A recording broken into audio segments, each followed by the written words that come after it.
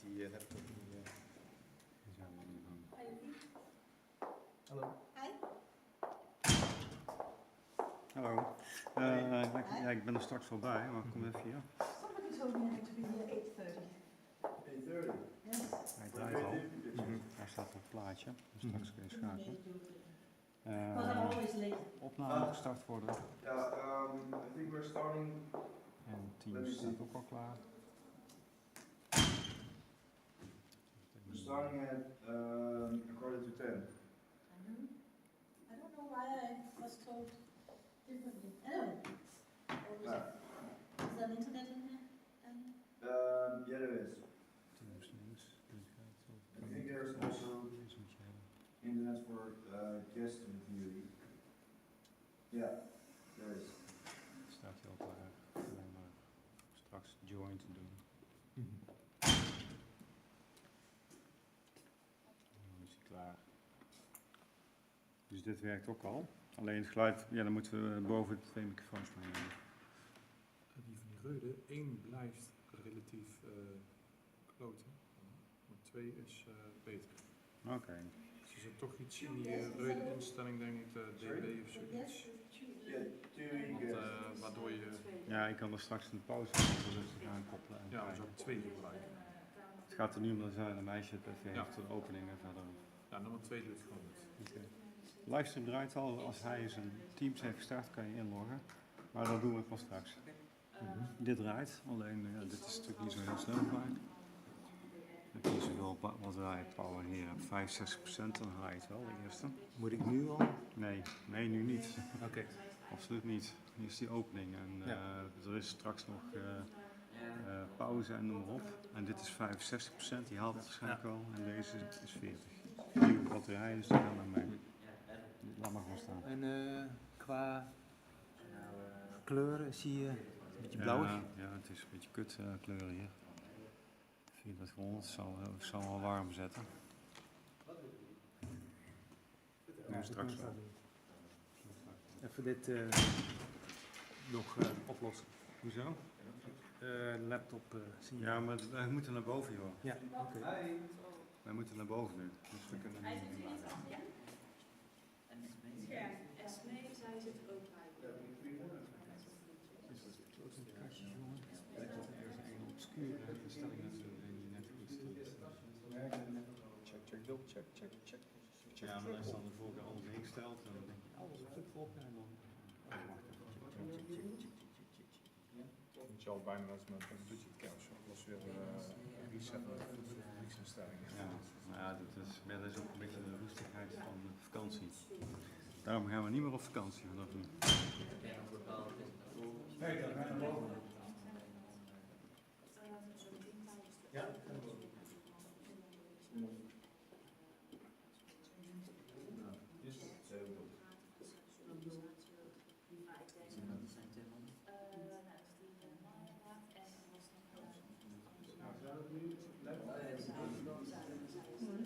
Maar zij is ook Heel erg ook. buiten van echt specifiek. Wil jij jouw akkoord nou maar doorsturen? Want ik zit hier. Ja, ik heb dus even niet uitgevallen. Ja, ik heb er ook. Ik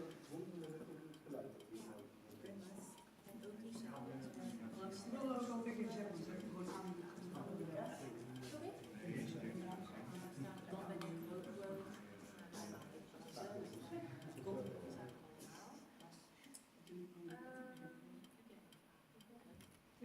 Nee, nadenken. Nee, dat is het volgens mij. Of is de wind te lang? Zeker. En inderdaad, die Ja, ik ga even een keer navragen. Bij samen.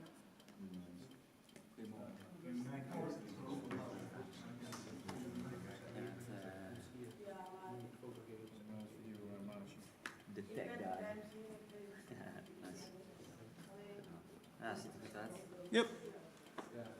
Ja, Alleen geen presentatie, maar hij komt binnen. Ja, de presentatie die moet gekoppeld zijn als stream. Waar stream je het naartoe? Ja, maar ik wil misschien wel kijken of er iets voor is binnengekomen. Ik weet dat hij heeft mij niet naar mijn privé gestuurd. Ja?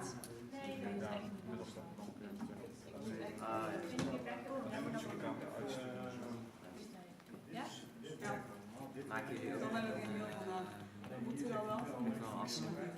Nee, dat is goed. Nee, niet met deze kamer, maar dat misschien ziet je nog verder wel. Precies, nee, het is gewoon heel statisch.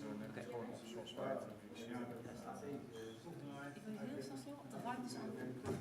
Altijd lekker binnen mogen. Esmee is inderdaad bij haar nummer. Dus heb ik even naar boven. Ja. Yes, succes! Ik ben wel vandaag nog hier, zeg maar.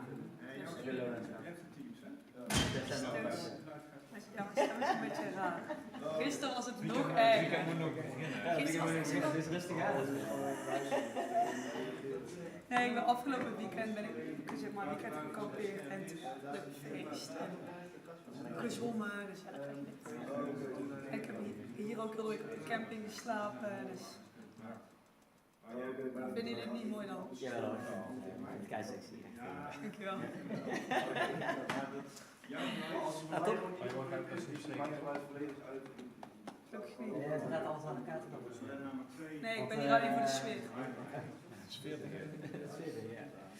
Nou, dat is een stemmingsshow.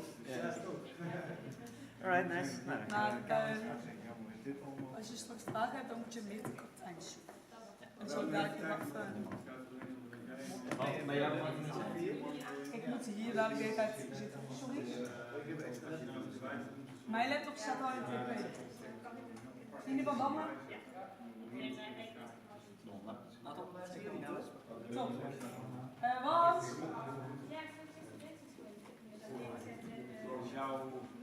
Jouw input, het is handig als jij begint in ieder geval aanzet en je even zeggen of je dat kunt verstaan, want dat kan jou eruit helemaal uit. Oké. Nou, dus checken of er iemand van mijn achterban maakt. Maar, je gaat toch nog 10 minuten? Nee, boven begint van 9 tot half 10. Ja.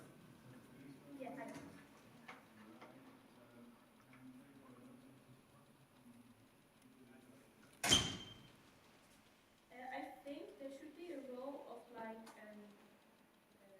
round stickers more, and you can put those on each corner of the big boards, and then you should put the poster on them.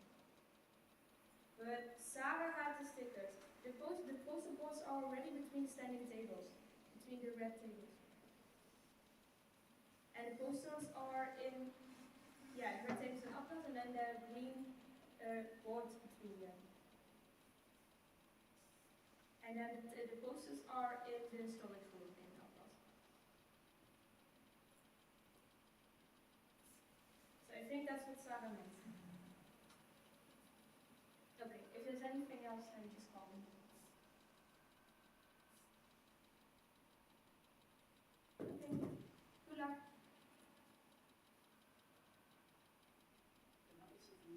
Ja.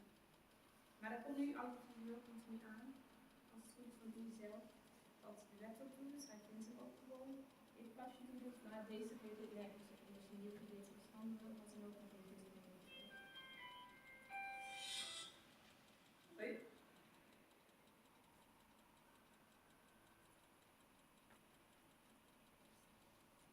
Hoe kan dat? Want ik heb hem op ongelukt gezet. Ik kom eraan, ik ben nu toch bij Creativity. Ik kom zo terug. Ja, dat is prima.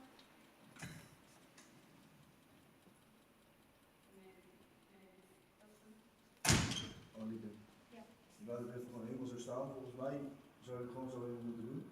Ja, ik heb het zo gezet dat het niet uitvalt. Nee. Misschien dan. Dat wel. Kijk hoe je dat weer doet.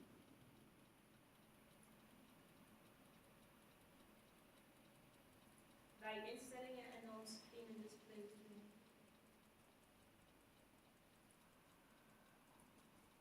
Ja, ik heb weer in Nederland staan.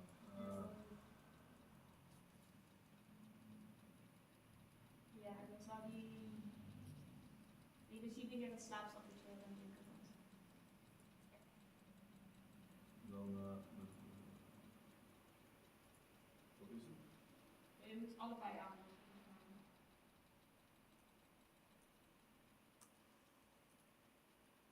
Wil je het nu helemaal uitzetten? Ja, je kan als je netstroom, volgens mij kun je hem ook nooit zetten. Kijk, als je hier klikt, dan kun je als je hem omspookt nooit zetten. Oh ja. Ik doe wel gewoon allemaal. Ja, ik vind het zelf ook allemaal even nooit gezet. Maar Amerika 10, oh.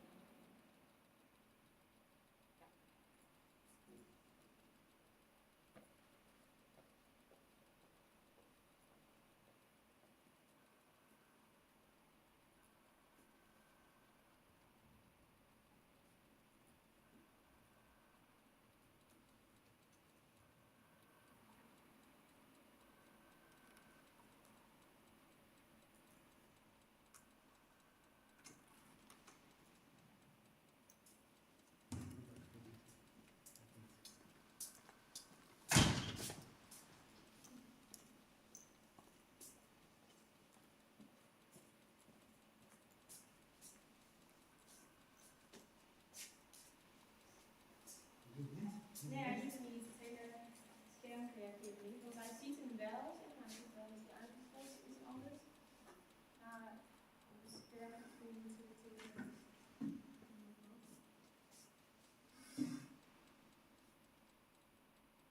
Kom je er uit? Ja, maar ja, dan is laat maar weten. Die zit er tussen de livestream, zeg maar, dus dan niet. Maar hij ziet hem op de dingen positie naar boven doen. Die gaat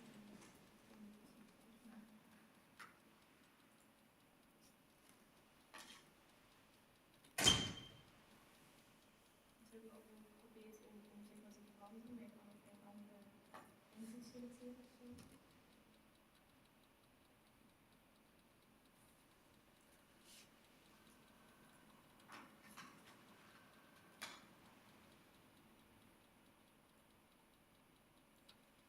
Ik heb gisteren geprobeerd met zijn werk te houden, dus ik heb een beetje stress van mogelijk te bieden.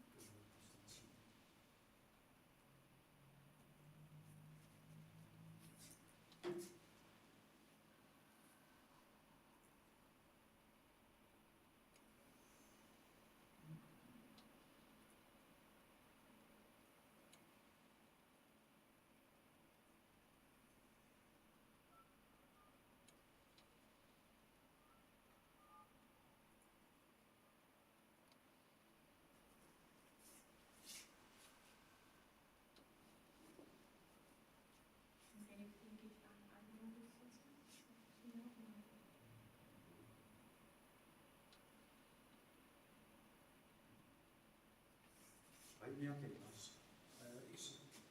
Met Jan even afwas. Ik sta hier in ruimte min 1715. Alleen, ja, de laptop is allemaal netjes aangesloten. Alleen de beamer die kwaliteit is niet zo scherp. Zeg je? Ligt het de beamer? Ja, komt wel ligt het de beamer. Min 1715.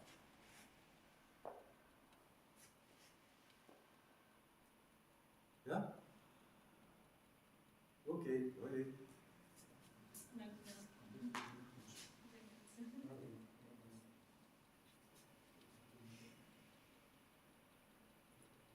ik denk dat het aan het kastje misschien ergens ligt. Ja, ik kom zo. Ja, heel erg bedankt. Oké, dat is even spannend. Ja, dat is goed voor de volgende keer. Ja, de volgende keer. Ja, normaal gesproken het is mensen hebben daar misschien wel nooit een presentatie. Nee, dat is het helemaal niet zo. Dat moet ik dus ook niet hebben. Dus, Ja, dat heb ik ook niet tot zelf. Dat is echt een werk van. wat de mensen op de soms Ja, dat is ik extra een beetje tijd om natuurlijk alles klaar te zetten, zodat het werkt.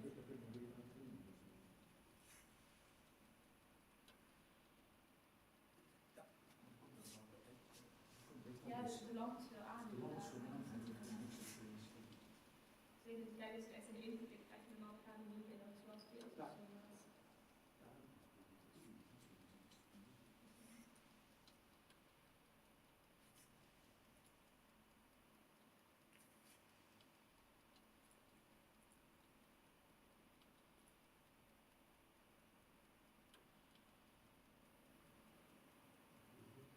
Nee, maar het geluidsopstelling gaat ook niet in maken. En dan moet ze aanklikken. Laat ze wachten. Ja, dat is goed. Hey. Maar die afvragen. Ja, dat is vanavond inderdaad. Het teams komt dadelijk om 9 uur zijn we met het team. En dan doen we het opening boven in afstand. En dan daarna de onderkant. Nee, we zijn er makkelijk tot de andere zelfs. Werkt hij jou dat maar? Ik weet wel niet of ik Want dan zijn ze ook mee bezig. Ja. De voorbereiding is allemaal weer gelijk.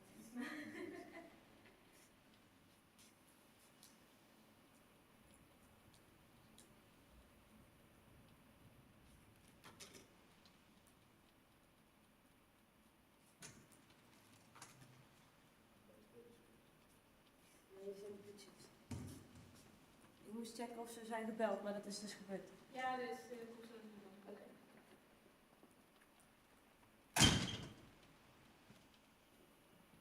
Deze het gisteren wel. Ja, gisteren was het geen probleem. Ik gewoon meteen met insteken. We hadden eerder anders problemen met het geluid of zo. Ja. Dat deed het ook gewoon. Dat hebben we ook niet getest. En dus ja, voor mij is het bij mij niet groot.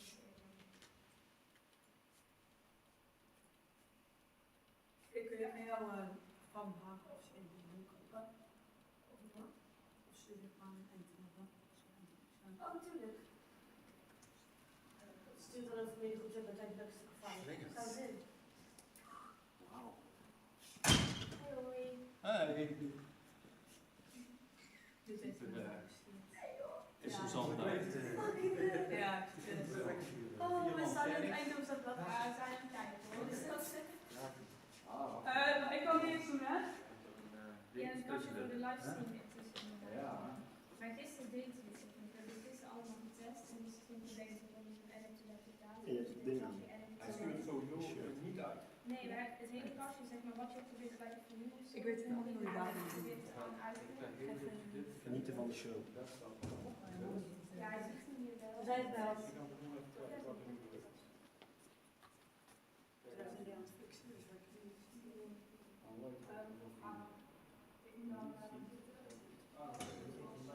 Ja, maar hij reageert hier nergens niet aan en uit kunt en ook is de winkel doet dit hele scherm.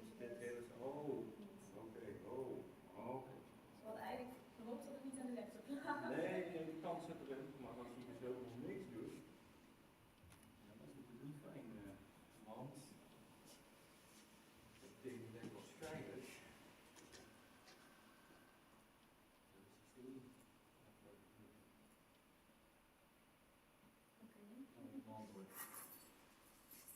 Nou, ga ik natuurlijk maar even doen.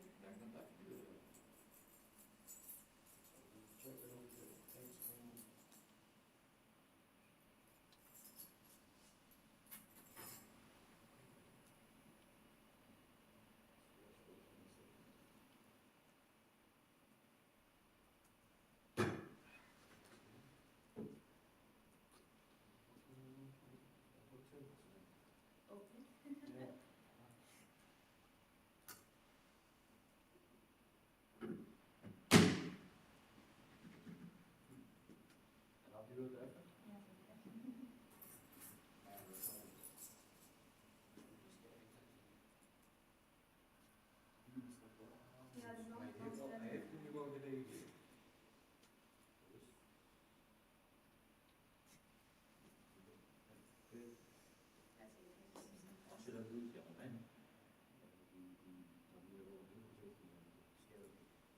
natuurlijk heel natuurlijk. Ja. Dan zit er één keer dan misschien maar één volumes in, dan misschien iets zit, dat is scherp ook. Waarschijnlijk moet je ook achter de heel kastje zeg maar, waar die aanstuurt echt spanningsvrij doen.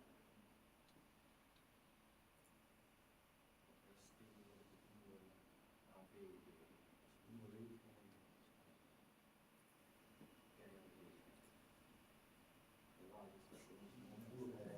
vroeger was het touwtje links, het touwtje rechts, weet je wel. Ja. Vroeger was alles beter.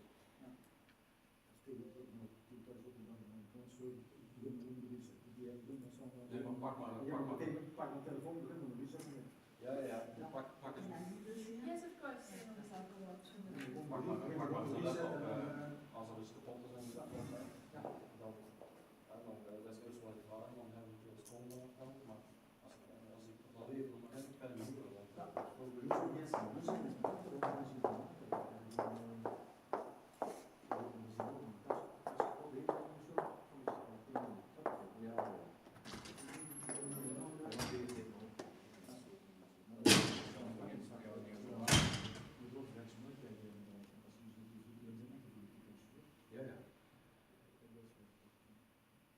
ik heb het idee dat hij hier aanhangt, dat het systeem heel even de weg kwijt is.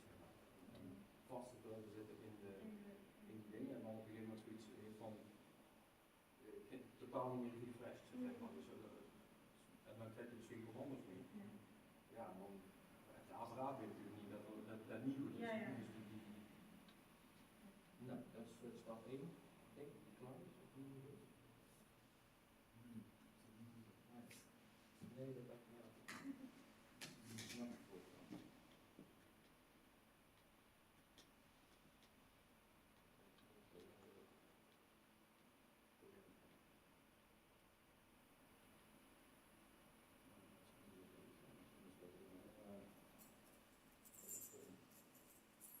Wanneer begint?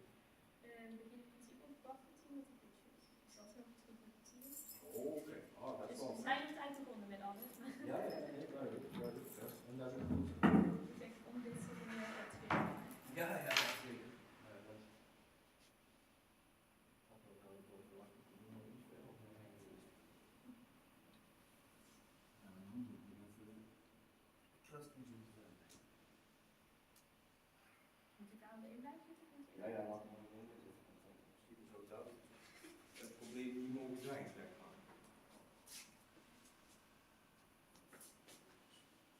Op dit stuk. Hij lijkt niet heel veel meer te willen doen, dus nee.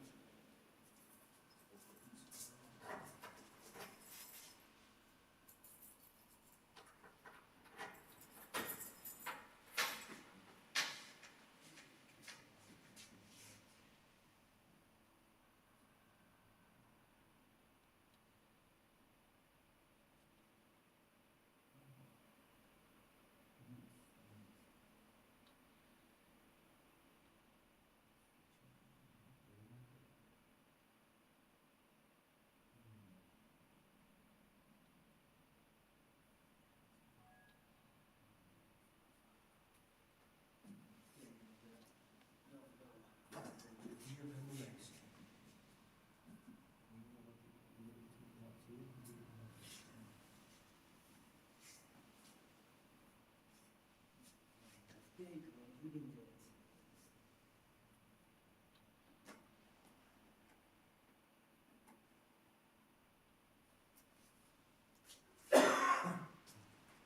Wil je iets? Ja, dan het is nog maar bedoeld een zakje voordat er iets uitging. Nee.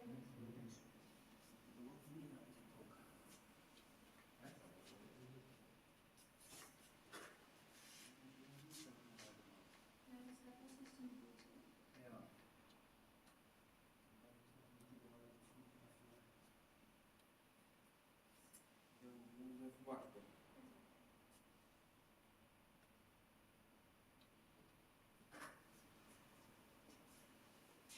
Het kan zijn dat ik hem daar nog een keer los moet maken. Maar heel erg goed. Kijk, dat is spannend. Die zie ik zo goed maken.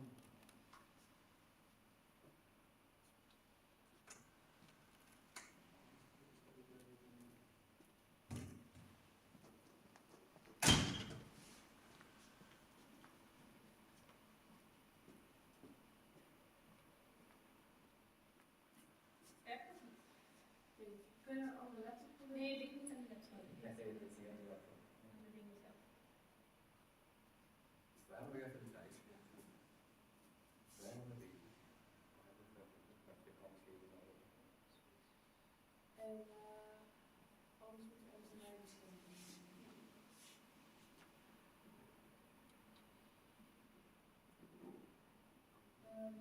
Wel naar mij, dat is Ja, we zijn nu naar de geen goed van de soms. Nee, dat is geen. Iedereen zit in de opening en ze gaan nu ook beginnen. Is goed.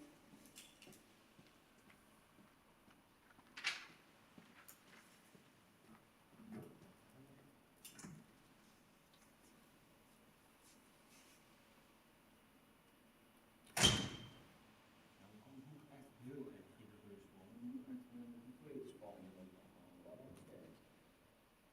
Dat is ook vervelend. Ja, maar of het echt is, dan moet je dat naar huis gaan. Nou ja, we moeten eerst in ieder geval zorgen dat hij moet werken. Als hij daar werkt, dan kunnen we verder kijken, dan kunnen we even kijken, zo dingen elimineren. Zo goed als zeker dat deze combinatie, die heeft iets veroorzaakt bij hem, waardoor hij even helemaal in de stress is gevlogen. Maar we moeten dus eerst even zorgen dat hij weer fatsoenlijk werkt en dan kijken we gewoon even verder. Dan heb je zomaar kans dat het gewoon werkt, hoor. Ja. Maar het kan even duren. Ik ga hem uiteindelijk ondertussen opgestart is weer.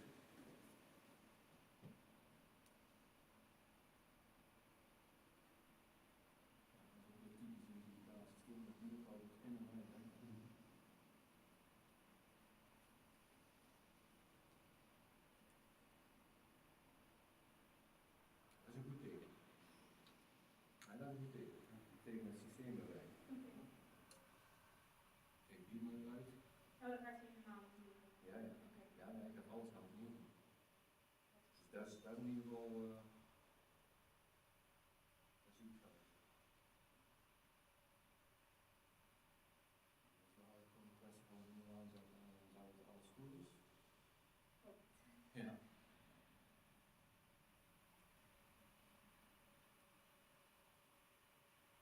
Ja, ik vind het wel duur dat natuurlijk ook een systeem. Daarom als ik dan de stem helemaal uitzetten, alles. Dan dit is heel lang. Maar je boos van nou hebben we tijd. Zit ik onbedoelde leraar bij. 500 kinderen in de zaal. Oh. Als je maar zo bezig bent met de dingen. En dat is dus dat. Dus daarom doen we nog goed van. Nou, laten we dat in ieder geval maar proberen. Ik krijg in ieder geval de mogelijkheid, dus laten we nog eventjes. PC, dus dat schakelt, dat schakelt. En even kijken wat er gebeurt. Hè. Niet op de beamer laten zien. Of de PC. Dat wel een input. Dat is net. Nou, dat is de PC in ieder geval. Oké. Ja. Is dat Dan is verder? het, ja, precies. Dan nu le moment suprême. Oh ja, dat was het. Helemaal zo. En nou niet meer aankomen. Nee, nee, doe maar lekker wat klikken om verder te klikken, dat is alles. Dat zit weer goed.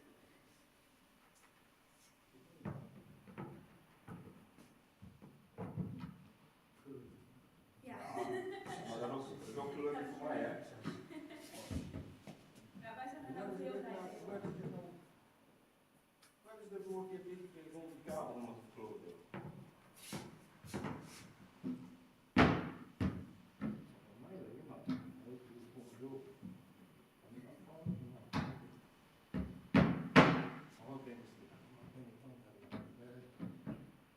Probeer hem gewoon af te sluiten.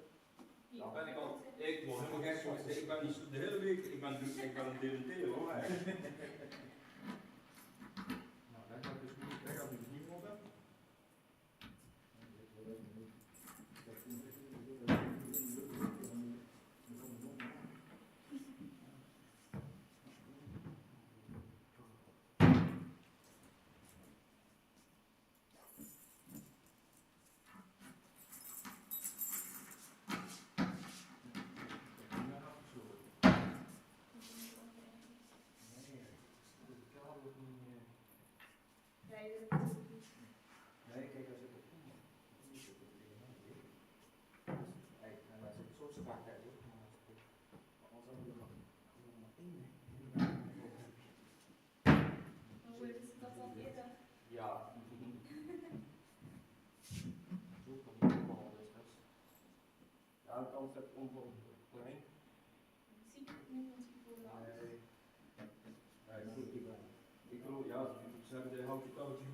niet belangrijk uit.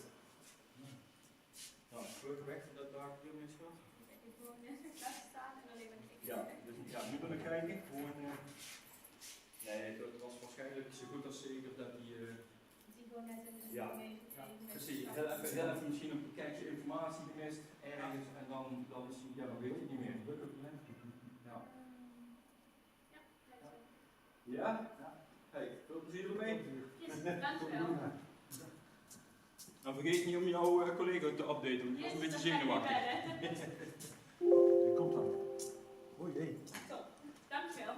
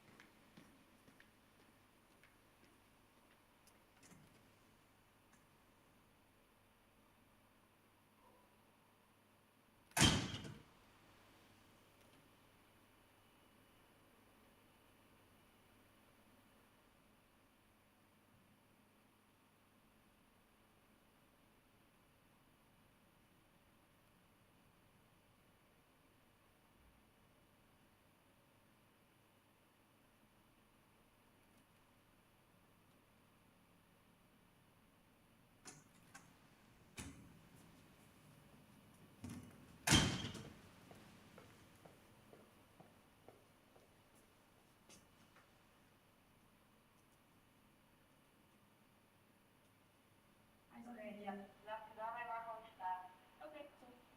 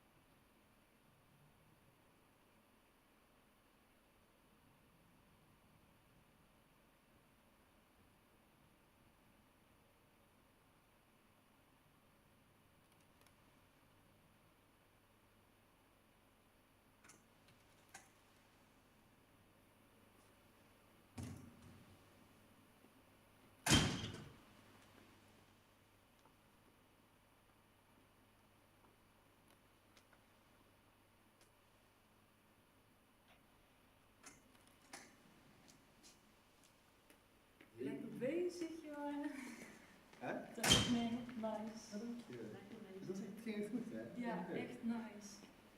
Wat is de wijsheid, zeg maar, qua waar de tijd voor het eerst is? Ja, De we tekst hadden- heb ik gebruikt om de tijd op te doen. Ja, ik ga heel even snel dit mailtje uitsturen. Ja, dat is goed hoor. Doe maar rustig. Wil jij voor mij even deze namen opnoemen? Allemaal? Dat ik, ja, dat ik ze even allemaal heb. Maakt niet uit. Oké. Morteza Andres, Ja, Michael Daniele, ja, Johannes Woordbach, ja, Zoe Kers, ja, Mark Blom, ja, Leo van Eigendoorn, ja. Wayne Edith Spencer. Oké, en Maria, die is online.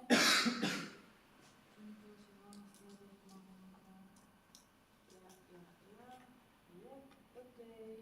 Yes? Wat je dan hij is er niet, dus.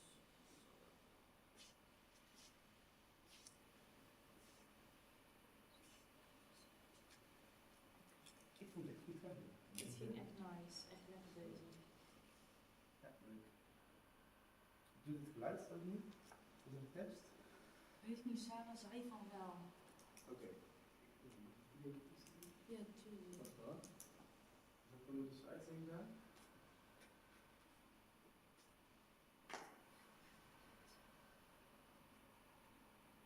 Oeh, wat is dit sluit? Ja, ze zijn echt heel vet. Oh, impressive. Oh, hij is verzonken.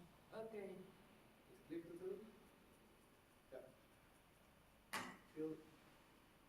Deze sluit zich heel nice.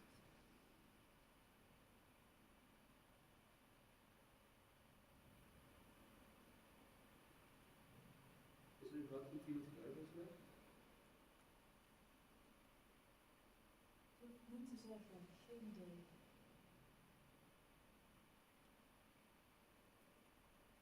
Daar staan we weer. Sarah, weet je toevallig dat er bij de P2 een geluid is?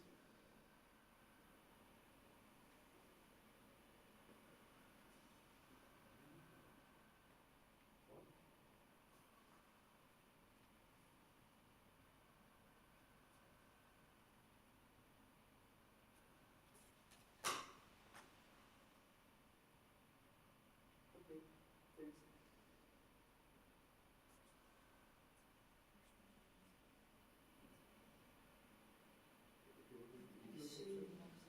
Ja, dat is heel voor? Dit is echt een. Mag ik even jou doen? Ja, tuurlijk. Want hier, zo. Hello everybody, welcome to the first round pitching session of the creativity pitches. The teams will be presenting their creativity pitches for you in a minute. Open slides. First, a warm welcome to our jury members here on screen, but also sitting here front row. Moet ik vragen om ouders of zo? Voor de jury members? Als ik zeg warm welcome, is het wel. Warm welcome. Ja, het was georganiseerd hoor. Ja, Dus ik kan doen. Let's give a warm welcome and a round of applause to our jury members. kan dat is wel leuk. Ja, dat is wel zijn leuk. ook wel dingen. Welkom, warm welcome and a round of applause for our jury members sitting here in the front row and the ones. Nou, die doen ze best goed. Zo far jury members. Ja, Oké, dan zeg ik, and the first team that will be pitching is, en dan volgende, en dan, luisteren toch? Ja, luisteren. Ja. Oké, komt wel goed.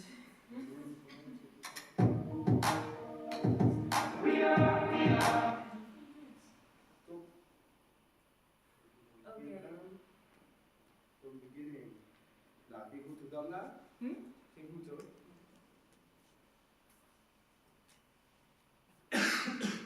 Ik vond de opening ook echt wel heel leuk of zo.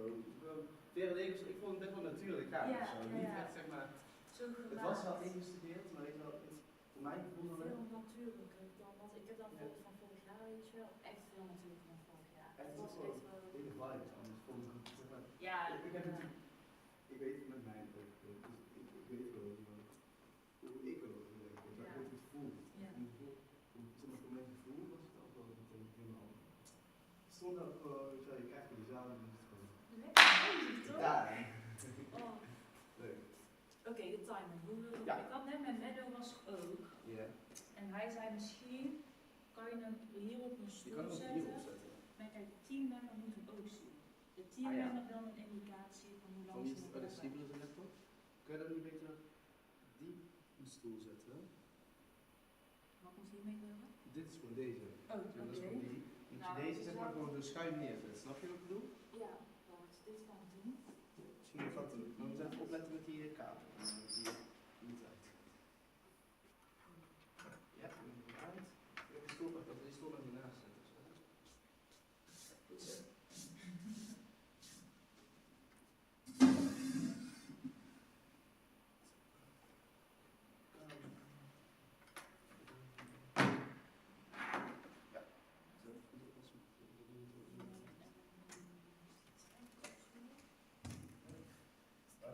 Hey, hallo.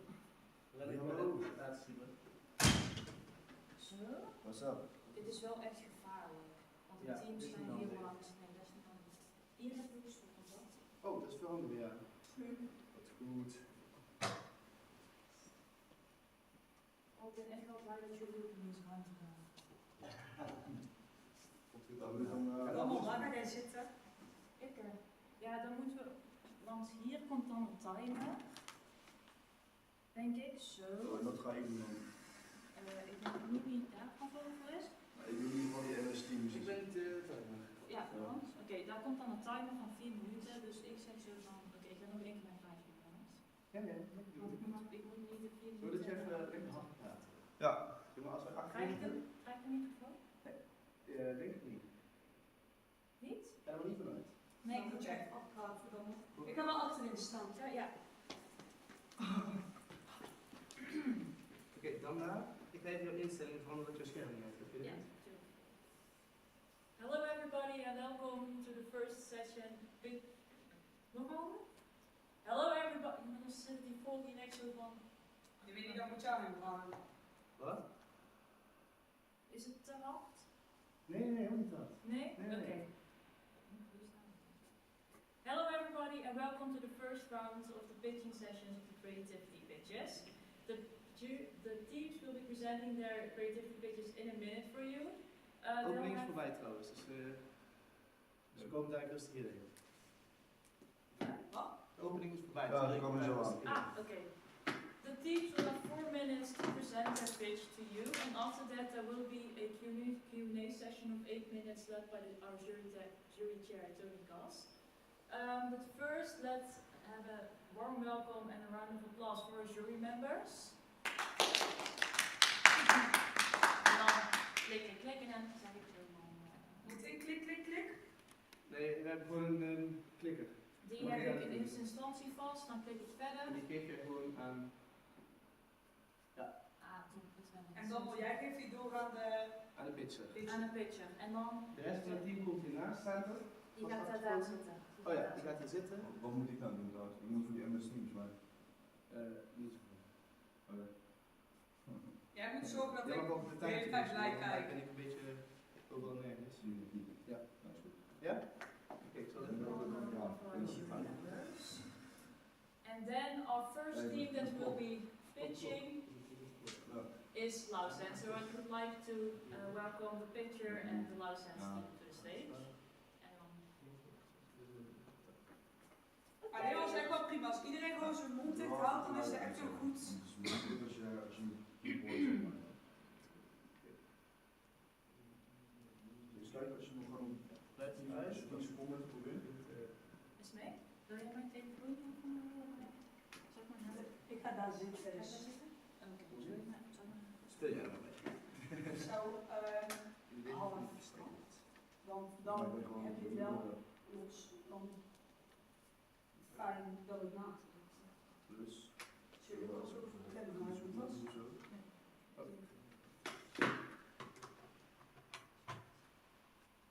Kijk die dan naast mijn shitje?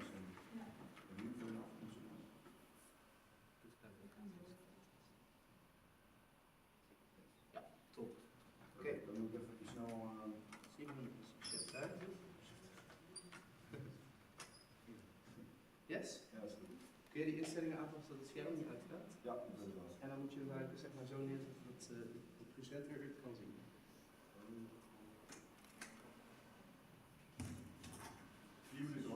Hi. Hi, mag ik wel binnen? Ja hoor, kom verder. Dit is reserve. Dit kan. Ja, lekker. Ik zit hier, kan hier zitten, maar niet uit. Het gaat alleen om dat de pitchers hier aan de buitenkant moeten zitten, omdat ze Oké. niet achter iedereen storen kunnen komen. Ja, dat is wel zo. Ga lekker zitten, zou ik zeggen. Hi.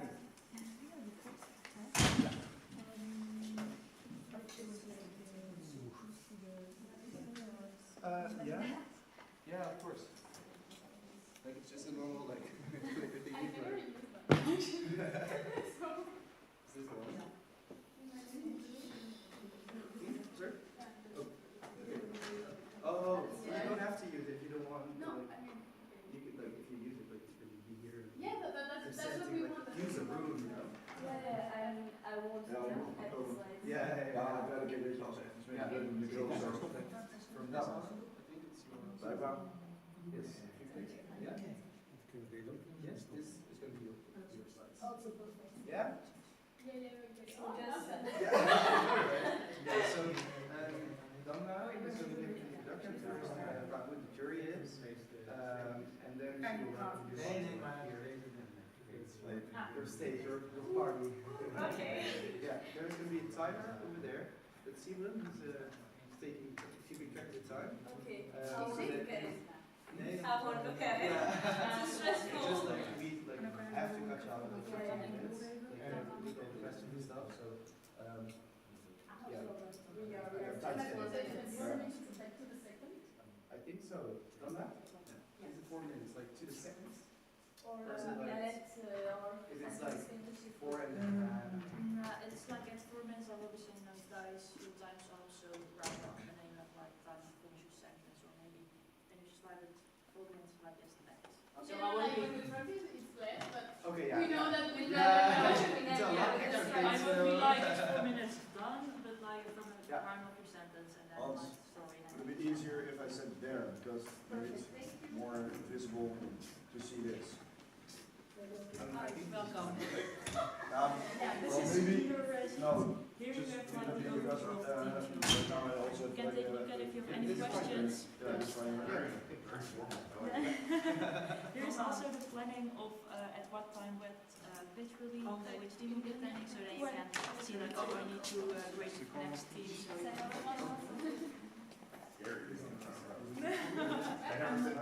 No? Would you like our jury members? I know. Like I'll be standing in front of all the professors, I'll be like, hello everybody.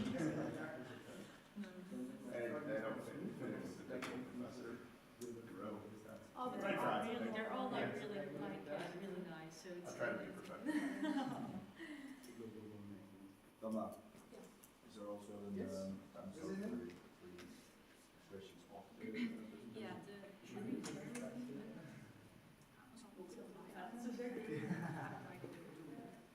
als hij zegt dat hij time moet doen, dan moet je na de 4 minuten, dus wanneer de question begint, gelijk de 8 minuten aanzetten. Oké, zal ik er vast even iets aan maken? Als je zo wilt doen, zo'n top zetten, dan hebben we altijd sowieso een beetje. Ik kan het.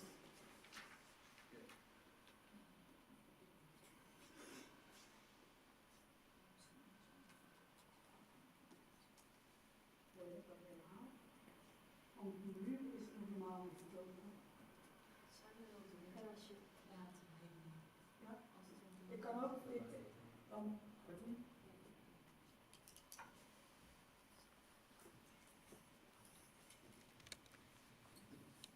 Would you like something to drink? No. No? Okay.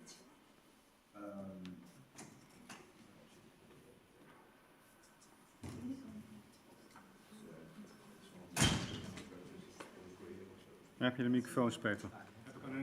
Dan moet je je alles aanzetten.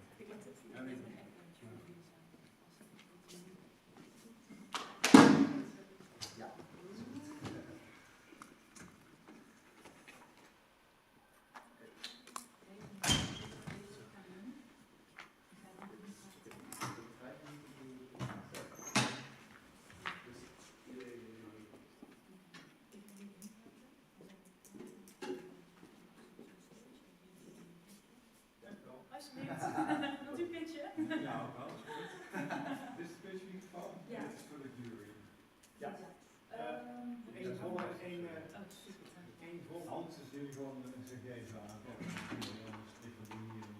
Ja, en dat, een beetje in de gaten houden. ja, Ja, één is vol en dan dus... ja. Germany was acceptable.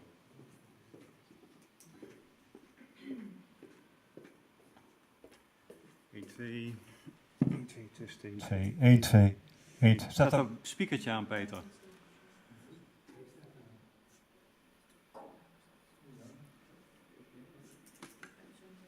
1, 2, test, 1, 2, cha-cha. 1, 2, test. That this is the mic for the jury, and this is the one for the pitchers. One says one. Thank you, thank you, thank you.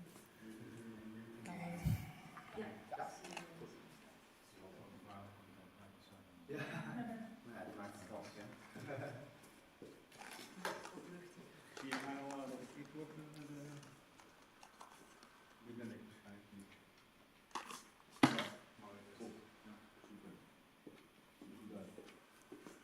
Moet ik... wat heb ik nou gedaan? Nee, je moet de tweede moet je even daar, die ligt daar op, die moet je daar even doen. Je moet hier even eens checken. Dus een beetje, komt goed.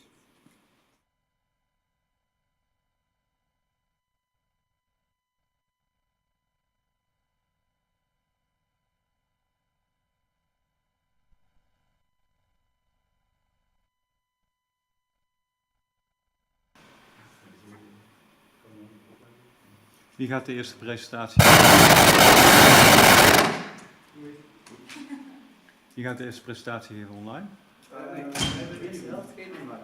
Hè? We hebben de eerste helft geen online. Dan is hij daar online de eerste. Eerst is Lauwsens. Eerst ja, we hebben Lauwsens dus. Ja, eerst voor tot de lunch hebben we niemand online. Oké, nee, dat was mij anders doorgegeven. Maakt niet uit. Oké, moet ik daar even gaan kijken. Ja, dat is goed. Twenners is online toch? True Sense? En True Sense. Voor de rest niks toch?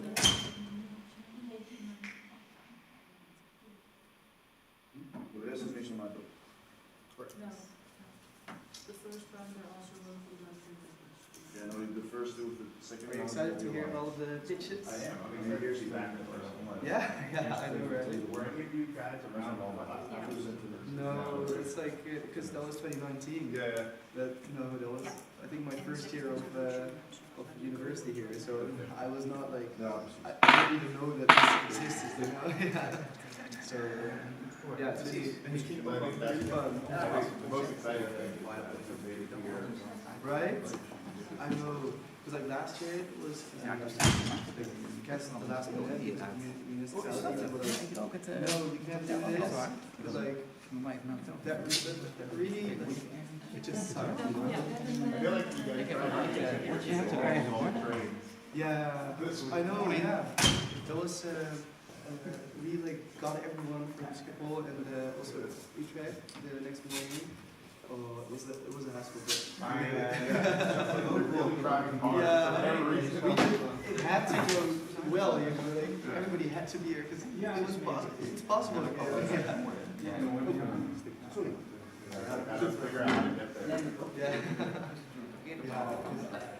With the trace, like they didn't announce it until the evening before, so we cannot trace like we have to. I had bought a train ticket. Yeah, I know. It's terrible. Really? Yeah. Belgium. I went to. Really?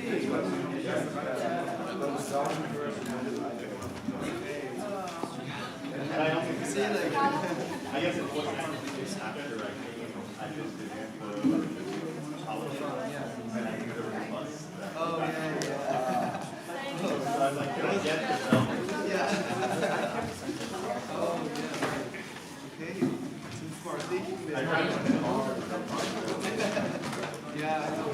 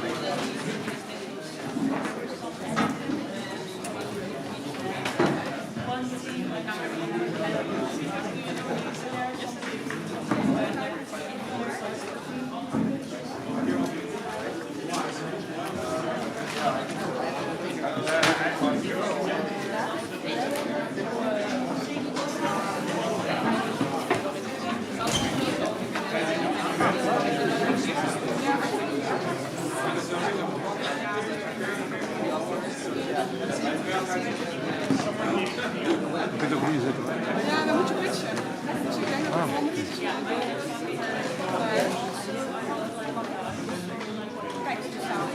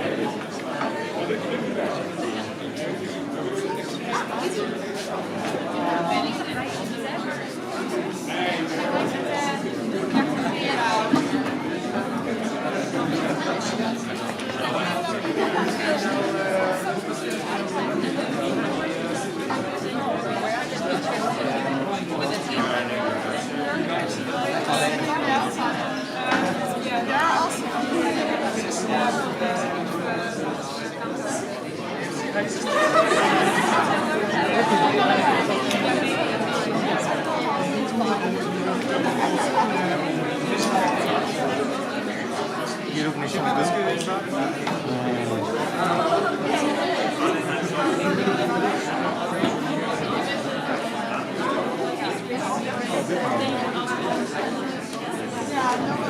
Ja.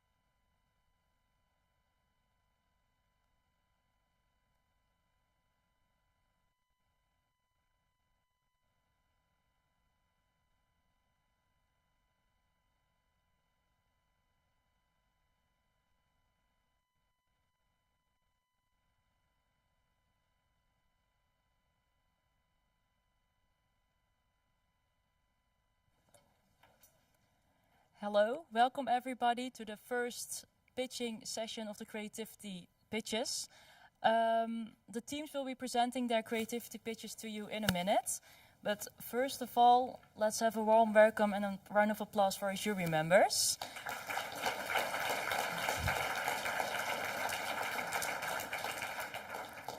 I'll be quickly moving on. The first team that will be presenting their pitch to you is Lausense. So I would like to welcome Lausense to the stage. I'll see you sitting there already.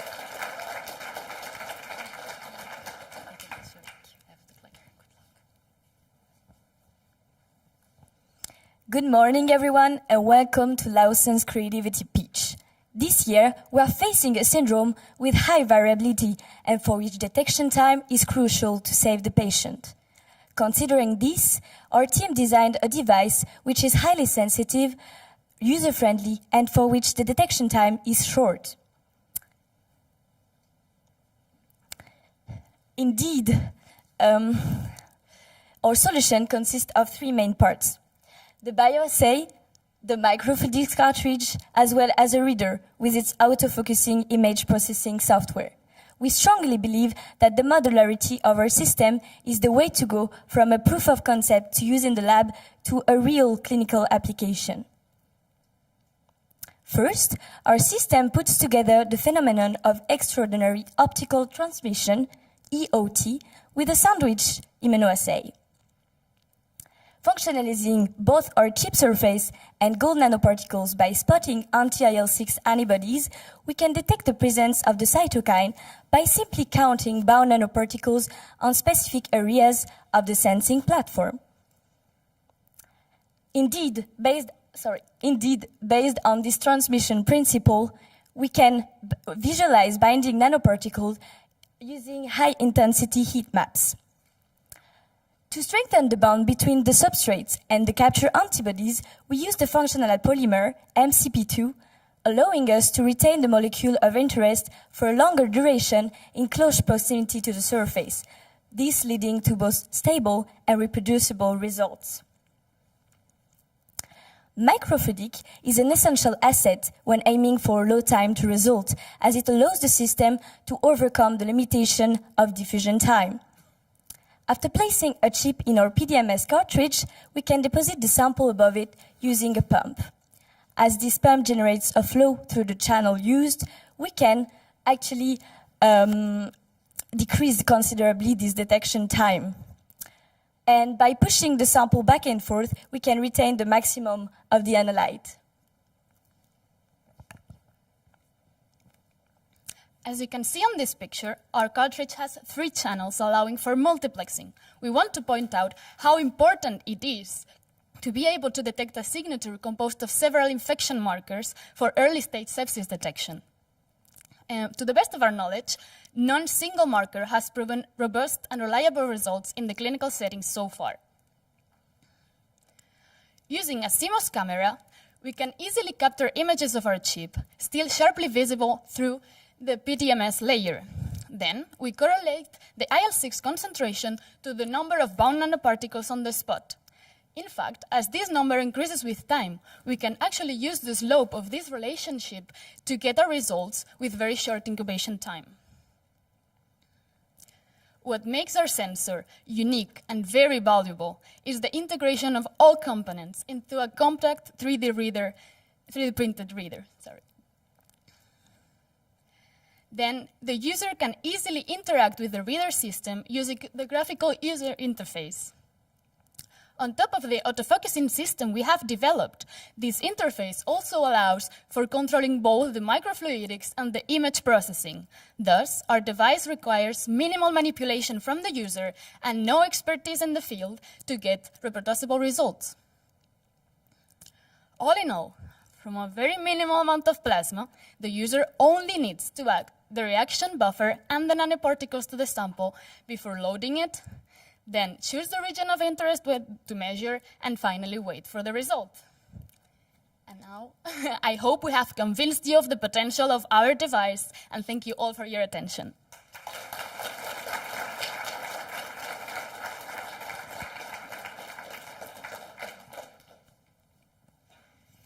Then there will be room for questions, so I'll be handing the microphone to our... Thank you, it was very, very good, very enjoyable. Do you have issues with non-specific binding? PDMS is a very sticky material, and how do you correct for them if you do? Yes, indeed. So, do you hear me well? I don't know. I can, but maybe. Okay. I'm not sure the microphone. Okay, now it's working. Yes, indeed. So we use several techniques to avoid this non-specific binding. First, we are depositing the blocking buffer before putting the sample with the pump for like 1 minute, and it's a blocking buffer that is often used for a blocking surface.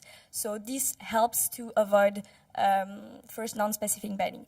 And secondly, the MCP2 polymer that we are using also helps to really avoid the non-specific binding, because we actually block it's a EDC and HS reaction, and after this reaction has occurred by spotting the antibodies, we actually quench these groups. So out of the spots, we also avoid other particles to bind after this reaction is done with the antibodies elsewhere on the spot, I mean on the background surface. Okay, thank you.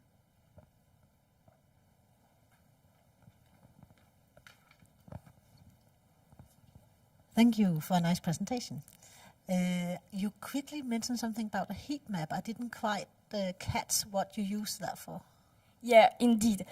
So our technique is based on extraordinary optical transmission, meaning that the wavelength of gold nanoparticle and the gold nanohole array are matched, and the light that is transmitted through the array, the array contains small, like tiny holes of 200 nanometer, and the light that is transmitted is like disrupted. It creates in the far field, it creates disruption in the transmission, and the CMOS camera is actually giving those plasmonic heat maps of the intensity of the light. So you see that you can detect the nanoparticles by seeing disruption in the pixels in the light intensity. Thank you. If it's more clear, don't hesitate.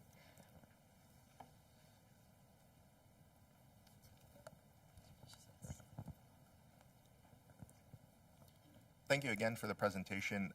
Going off of that question with the imaging, I understood that there was an autofocus component, but is the surface consistent enough, or do you have to scan over the whole surface of the sensor and image a larger area? And if so, does someone have to manually move the stage around to image the surface? So now we can observe two spots because of a field of view, and so we move, and then we choose the spots which are best or more inside a channel that we want to measure. And then, yes, it's just we need to go to autofocus, and it uses the Laplacian of Gaussian to find the best contrast, and then we are ready to make the measure. I don't know if that was clear enough. Yeah, no, makes sense. Thank you. You're welcome. But indeed, we need to move in XY to find a spot. Thank you.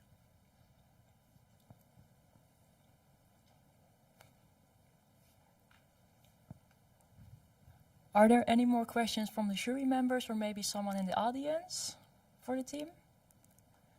No? Then I'd like to thank Lausens for their presentation. Thank you. Thank you very much.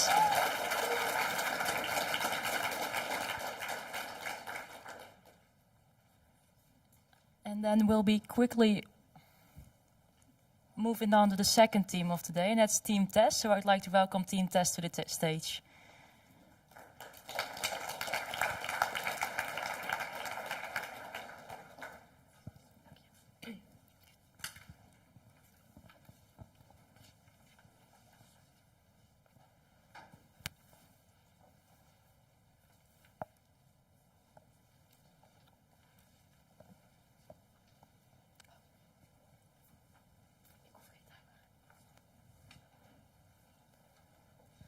Okay, hi everyone.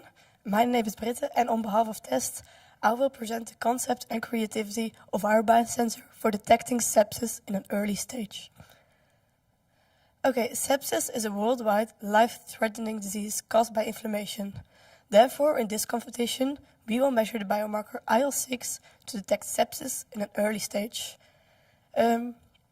However, interviews with specialists made clear that detecting only one biomarker isn't enough, and detecting multiple biomarkers gives an additional value in a treatment plan of patients. So, the assay we designed is simple, but has the inherent capability to use multiplexing to detect several biomarkers in only one sample. So for now we will only measure IL-6, but in a multiplex assay we can also measure biomarkers like CRP and PCT. The assay we designed has a magnetic nanoparticle. It is functionalized with a fluorescent dye and a detection antibody that is specific for IL-6. In a multiplex assay, it can easily be exchanged for a different antibody pair and a different fluorescent dye for each biomarker.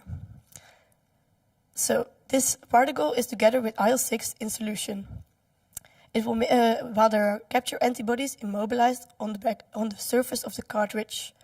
After a short incubation, a magnet below the cartridge is used to pull all the beads down to the surface. Here, a sandwich assay will be formed between both antibodies when an analyte is present. Next, a magnet on top of the cartridge will be used to pull away all the unbound beads. Therefore, only the beads that are bound to the surface by the analyte will give a signal that we will detect, and this ensures an IL-6 dependent signal.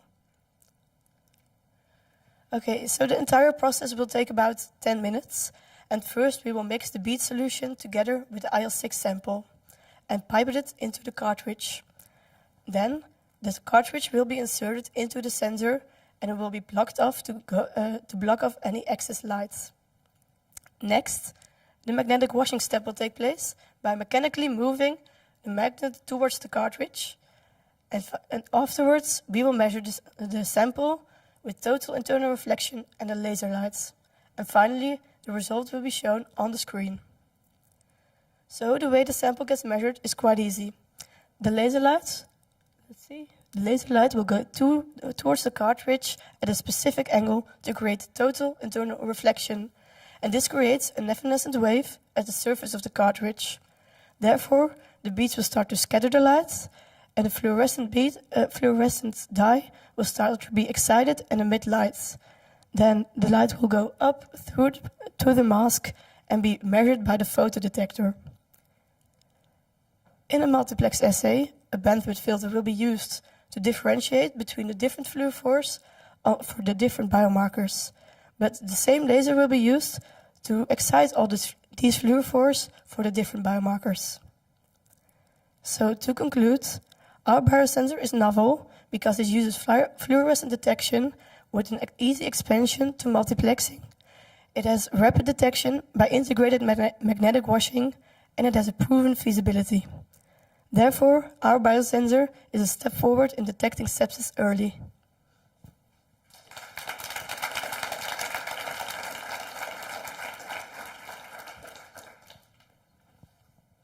Any questions? I see you.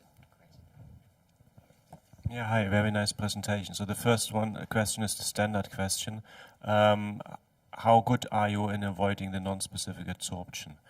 I mean, I see the concept that the IL-6 is used as a binding basically, but what is your how many other particles that are not well bound remain stuck? So the magnet will pull actually all the beads from the surface, so we won't measure any of those beads, and only the beads at the surface.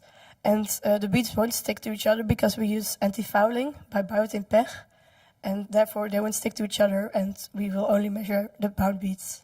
So do you have any idea how many IL-6 you need per particle so that it remains bound? I think my teammates can answer that.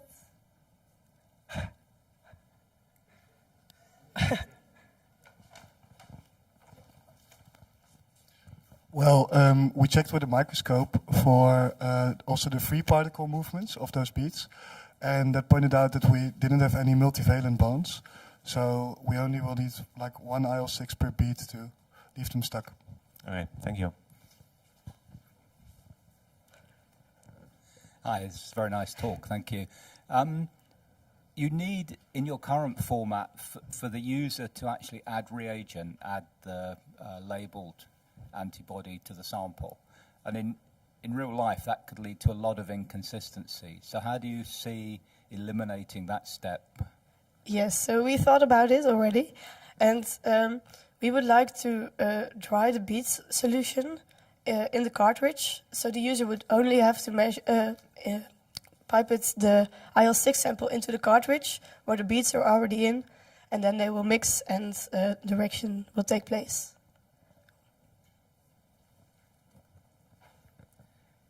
Very nice concept indeed, combining scattering and fluorescence. In the report, I seem to note that you so far had some troubles getting the fluorescence to work, so the scattering you showed some results. So I'm just curious, did you manage to get the combination to work as well by now? Yes, we did. Ah, nice. Yes. I'll just do a follow-up in that case. So you can conceive of circumstances where you might see inconsistency between the fluorescence result and the scattering result. For example, quenching of the fluorescence by the sample. So how do you plan to deal with that potential inconsistency? My teammates. As of now, we have not yet thought of that much, because an additional signal, even if it's just fluorescence or scattering, just increases the intensity. For the purposes of measuring one biomarker, it is not yet needed. So we haven't really thought of it yet, but there should be a correlation between the two, so I think it should still give a specific signal for any concentration.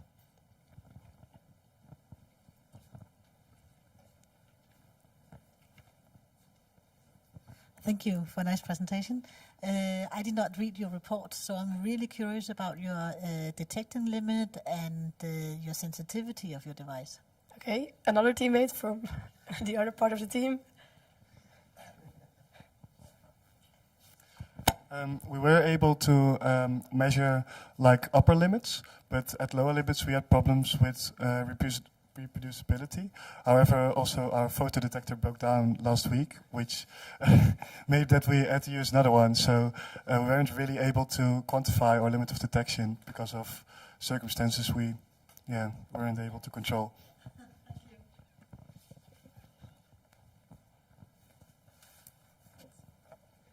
Are there any more questions from the jury members? Yeah, I see.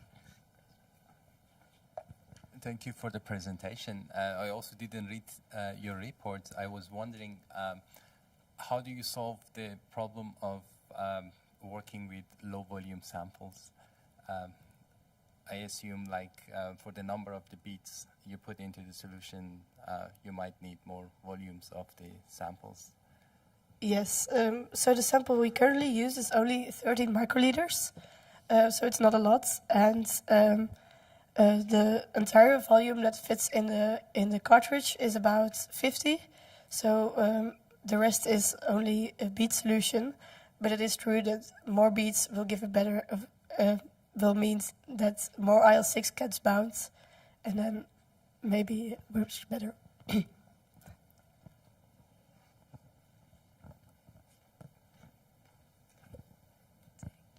Are there any more questions from the jury members or maybe someone in the audience? No, then I would like to thank Team Test for their presentation.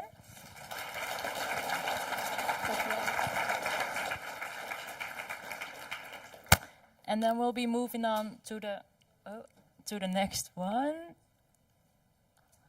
To Team Detectors, so I'd like to welcome detectors to the stage.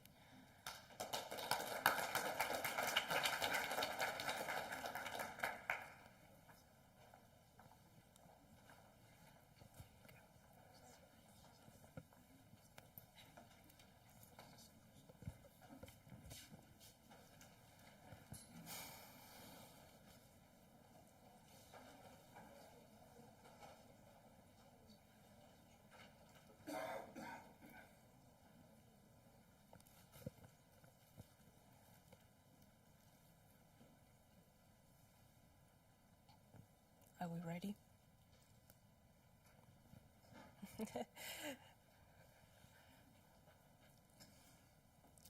Well, Good morning, everyone, members of the jury, colleagues. I hope the morning coffee has kicked in because I need 4 minutes of your attention.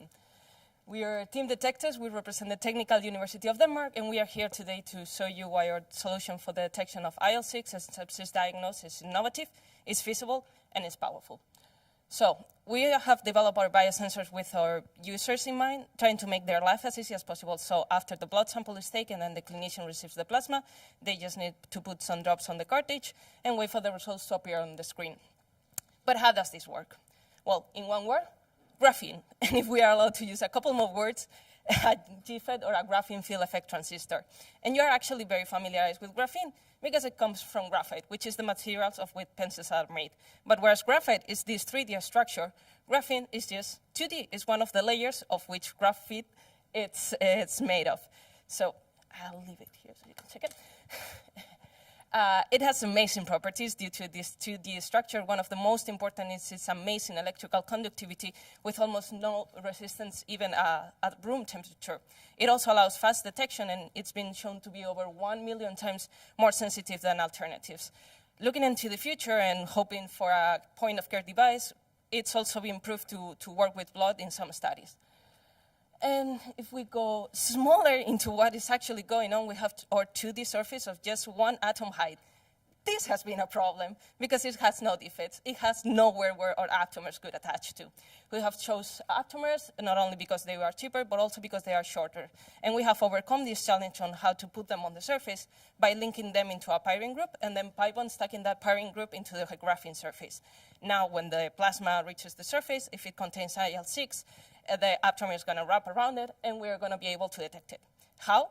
Again, with our GFET, that, as any other field effect transistor, works with 2 electrodes that need to be connected to close the circuit and be able to get a reading.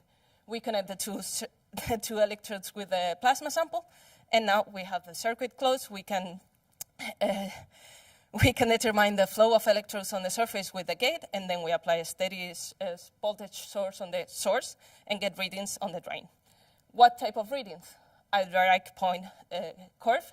You can see here on the left side of the screen a plot with a sample with no IL-6, and you can see how the minimum point of this curve is different from the sample with IL-6. We've created a calibration curve with all these data and then correlate this minimum point to our calibration point and know what concentrations we need to give the clinicians. We've chosen graphene because let's be honest, is the future. It was officially discovered in 2004.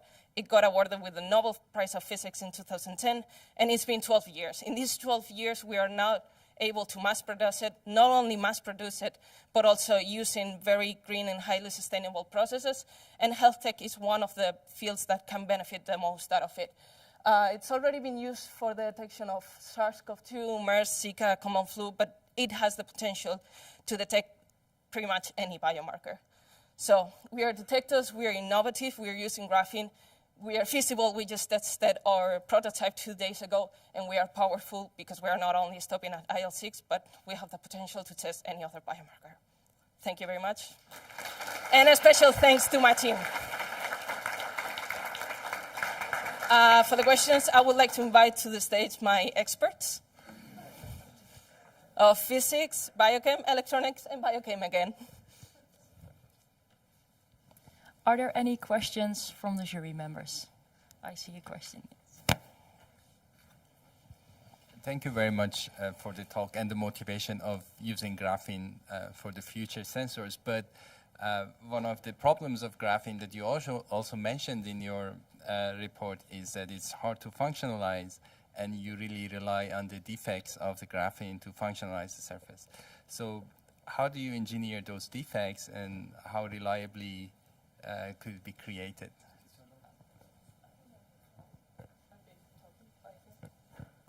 Yes, it's on. Actually, we don't need the defects to functionalize the graphene because we are doing pi stacking. So the graphene can be actually completely perfect, so almost pristine graphene. And then we functionalize by pi stacking because we use a pyrene linker that has 4 benzene rings, and then we link it to our optimers. So we don't need defects actually in the graphene. Then is it still a graphene that you're using as a sensor, or it's a pi stacked other sorts of material that is being measured? I mean, the current is still flowing through the graphene, right? So it's still graphene, but with the functionalization, there's then a charge that is going to be closer to the graphene and going to change the current flowing through. So it's still graphene, just functionalized with pyrene and an aptamer to bind to IL-6. Yeah, so very nice to actually see some data. Can you say something about the detection efficiency, or how low you can go with the detection? So since graphene is so sensitive, there's actually a research group that made a sensor from using a graphene membrane, and it was so sensitive that they claimed that they were able to measure individual atoms. So we can actually measure down into like the very low concentrations with IL-6, and also in the high limits. But there's a limit, because as the ionic strength of the plasma is increased, as the number of ions are increased in the plasma, you hit a limit, because the Debye length is inversely proportional to 1 over the square root of the ionic strength of your solution. But I'm assuming that this is basically only the case in the far extreme IL-6 concentrations, which is basically out of the scope of any hospitals. Yeah, and maybe follow-up question, does it clog the surface then eventually? So if more and more absorbs, or how does it work? Well, it depends on your binding sites. So as long as you have enough binding sites on your graphene bridge, you can bind as long as they are available. But at some point, you will hit saturation. So it depends on the initial concentration of PTDAs, pyrene-tagged DNA aptamers, on your graphene bridge. Okay, so you have a certain incubation time, and after that, then you measure the concentration. Exactly. Okay, thank you. Hi, it was a very nice talk, thank you. I'll go back to base stacking, pi stacking for a second, because the bases of nucleic acids are also pi conjugated, and therefore might be expected to stack and essentially pin the aptamer to the surface in an unfolded, non-functional state. So do you have an idea of what proportion of your aptamers on the sensor surface are actually functional? Not really, but we could actually have used something like... we were actually thinking about how to characterize this, and one way to do it is maybe to use something like atomic force microscopy to map out the surface morphology. And you can actually see an increase in step height depending on if you have PTDAs on your surface or not.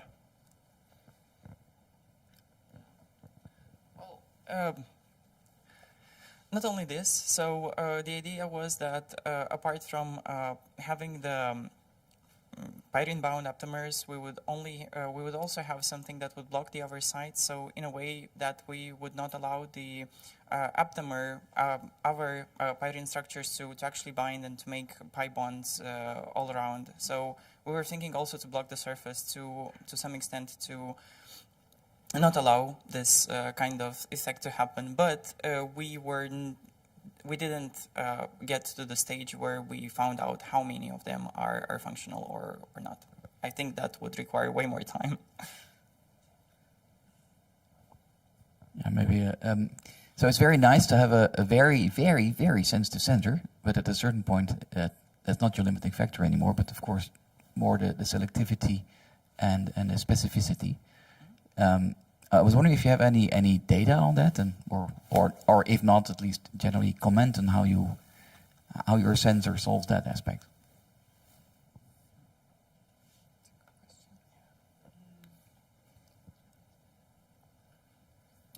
About the sensitivity, we didn't really...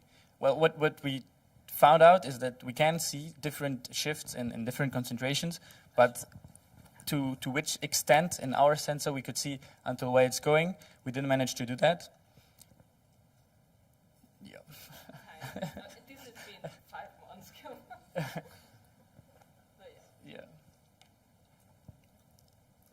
Yeah, thank you for your nice presentation. I also have a question regarding your performance of the sensor. If you use, for instance, blood plasma versus spike blood plasma with IL-6, because I can imagine that there are quite a bit of molecules with ring components in your in your sample that can also bound to the surface, disturb basically the charge in the graphene, and would actually change the performance, the current that goes through the graphene layer. And one of the ways to test that is actually just to use blood plasma, which contains all these components, and use one spiked with the component that you're sensitive with. That would be, I think, a test which doesn't require AFM or whatsoever, and is very close to reality. Did you try something like that? What we also tried is we actually, to block all those parts where there's no pyrene-type DNA aptamers, we included the protein BSA, so that all other proteins that are in the plasma would not bind to the graphene directly and be within the pi length, so that the graphene would measure also those charges next to the graphene. So that's how we kind of blocked all the other spots that are not tagged with pyrene-tagged DNA aptamers. But did you also try with spiked? With spiked, no, we didn't. You didn't. We didn't Okay, thank you.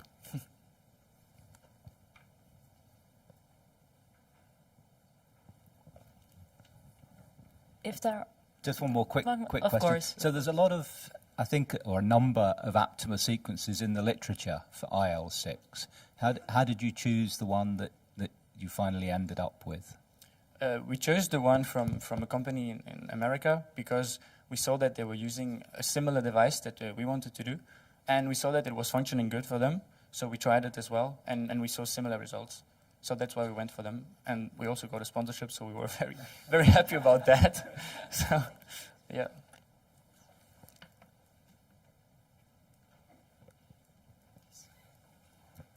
Then I would like to thank Team Detectors one more time, and we'll be moving on to the next pitch. So I'd like to welcome Team Toucan Sense to the stage.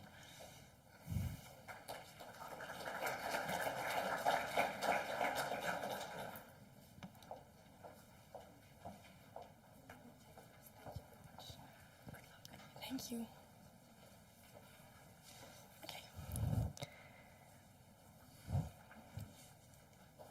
So hello and welcome to our presentation from our creativity pitch.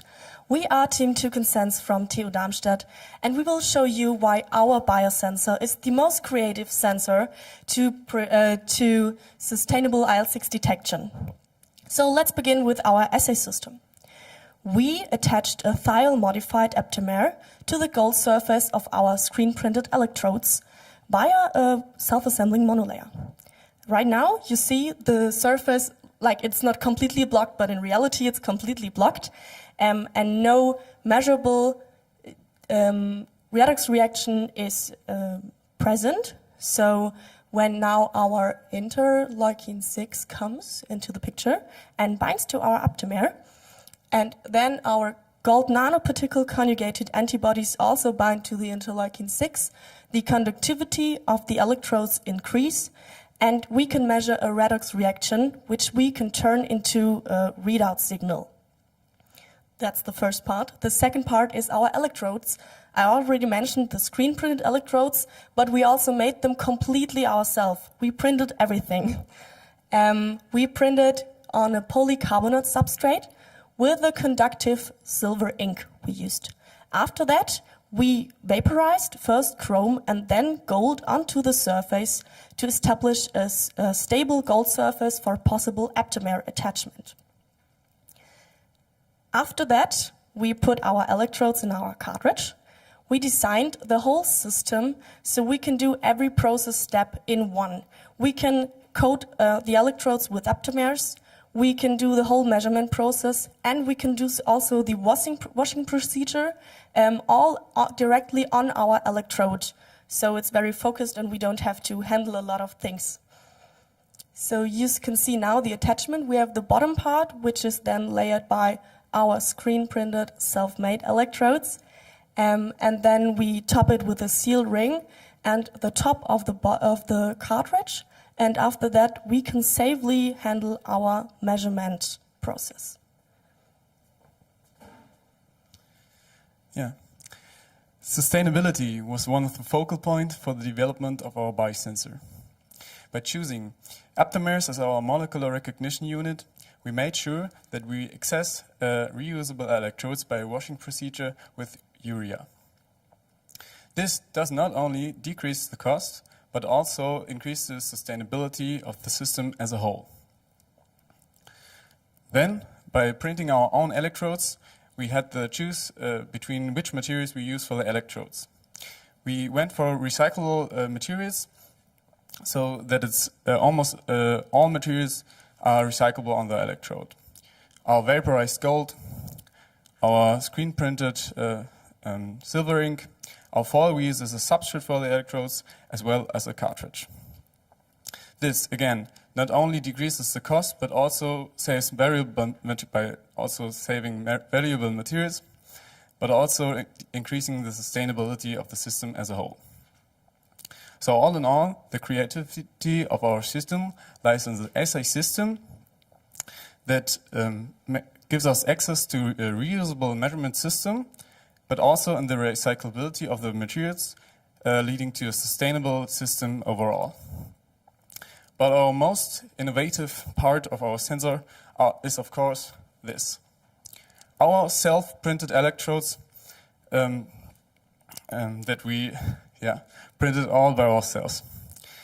By testing various materials and substrates, we finally achieved a result that is even hard to reach for established companies. Yeah.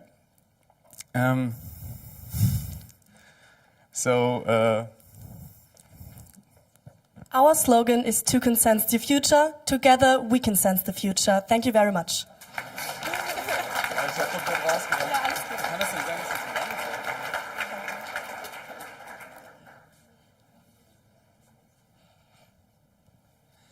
Can I ask you a little bit about the electrode fabrication? Sure, please.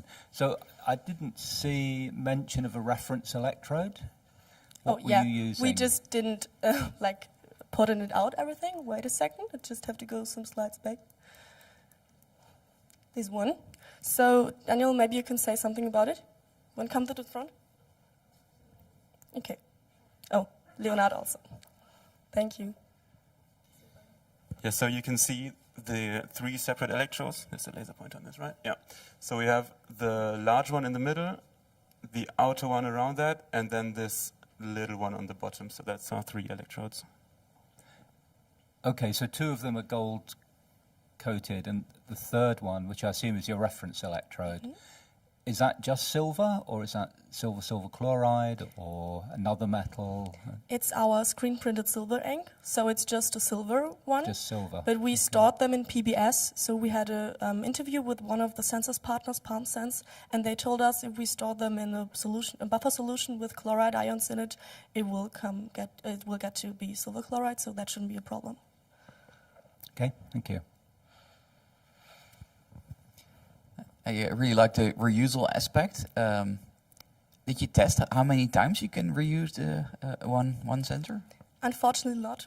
After the first one, we had still an aptamer binding, but we hadn't a concentration dependency anymore, so we have to work on this again.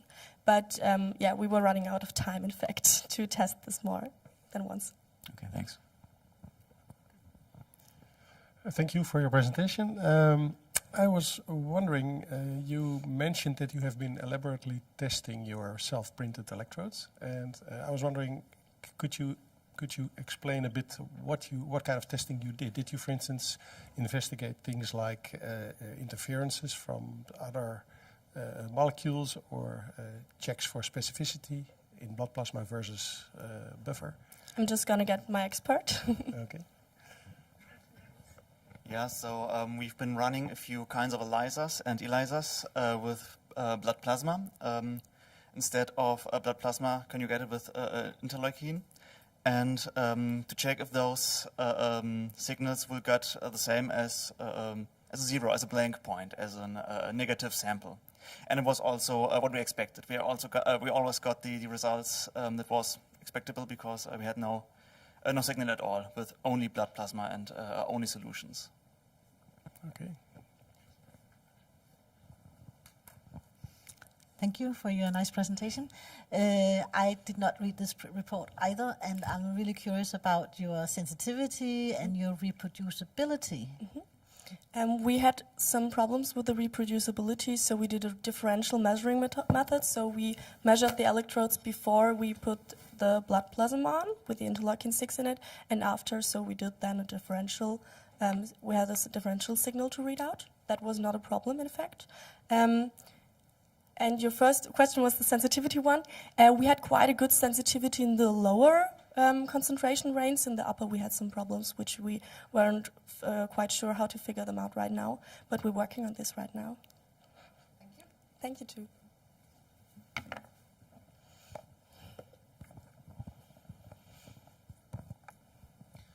Thank you for your talk. Excuse me if I sort of missed it, but can you explain the actual detection mechanism? So I understand there's a sandwich with the antibody and the gold particle, but what were you measuring and how did you make the electrochemical measurement? One for the experts. So the measurement that we conducted was a cyclic voltammetry. We apply a current, a voltage on the working electrode and the counter electrode. And we do that in a solution of potassium iron hexacyanoferrite 3. And at one point of a voltage, there will happen a redox reaction from iron 3 to iron 2. That's a little peak we can measure. Usually the peak is very low if we only got the surface blocked with aptamers and our self-assembled monolayers and probably the interleukin. After attaching the gold nanoparticles, the conductivity rises. So then we got those gold in, nearby the golden surface of the electrodes. And then putting on the voltage will increase our amperage because the conductivity increases. So we get then easier the switch from iron 3 to iron 2. Thank you.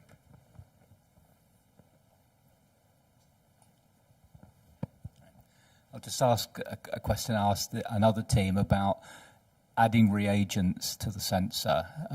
You have to add ferricyanide once you've done the whole incubator. So how do you see eliminating that step in a future device? We hope to automate the whole process, because right now you have to do very much steps by yourself, and we know that especially for healthcare professionals, it's nothing they will do in the hospital.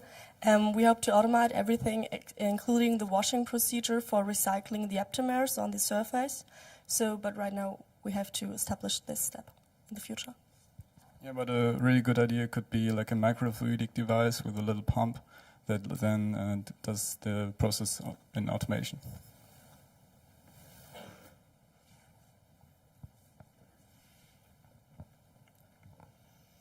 If there aren't any more questions, also from the audience, no, then I would like to thank Toucansens for their pitch.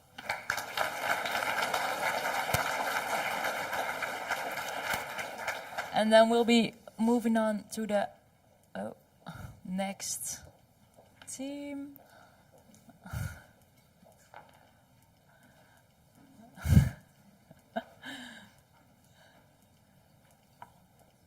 Yes, I'd like to welcome Team Pulse to the stage.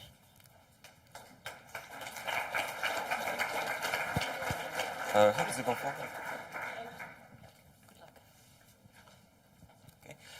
Hello everyone, my name is Mislav and I will be presenting the IL Sense concept from the Pulse team at KU Leuven in Belgium. The method we have chosen for physical transduction of analytical signal is a surface plasmon resonance technique that uses fiber optics or optical fibers with thin gold layers, or FOSPR for short, and we have constructed a readout system that you can see here on the slide. We have also utilized a sandwich bioassay, which is the basis for our molecular recognition of interleukin 6, and the molecular recognition event itself takes place in a microfluidic platform called the iSimple, which we have developed, and you can see it here on the slide. Now, what is the purpose of this microfluidic platform?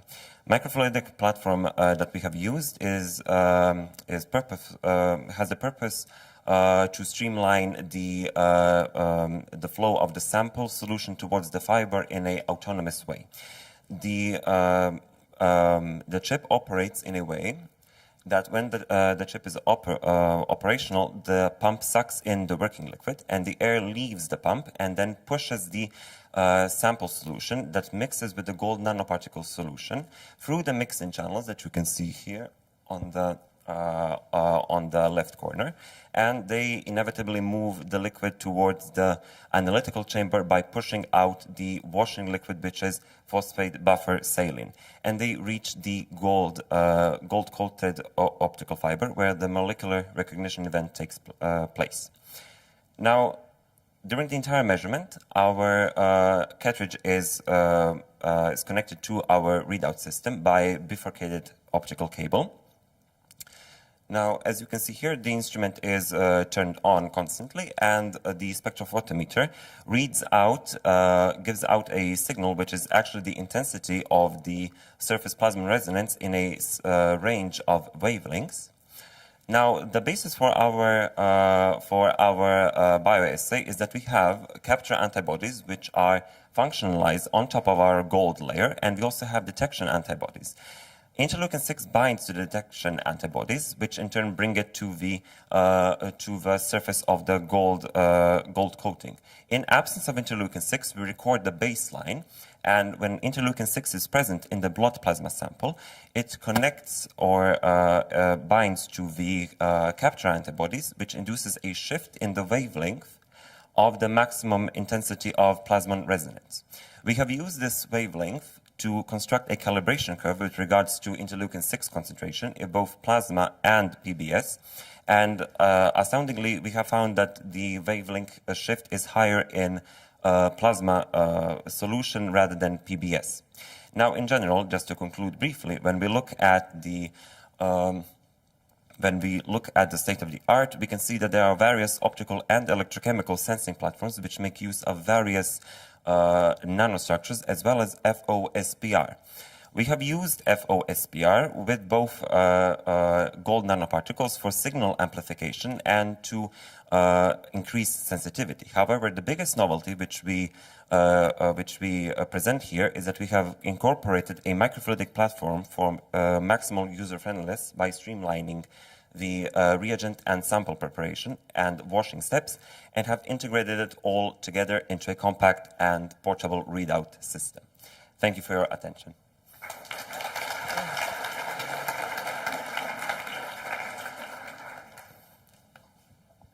I would like my team to join, so to answer all of your questions.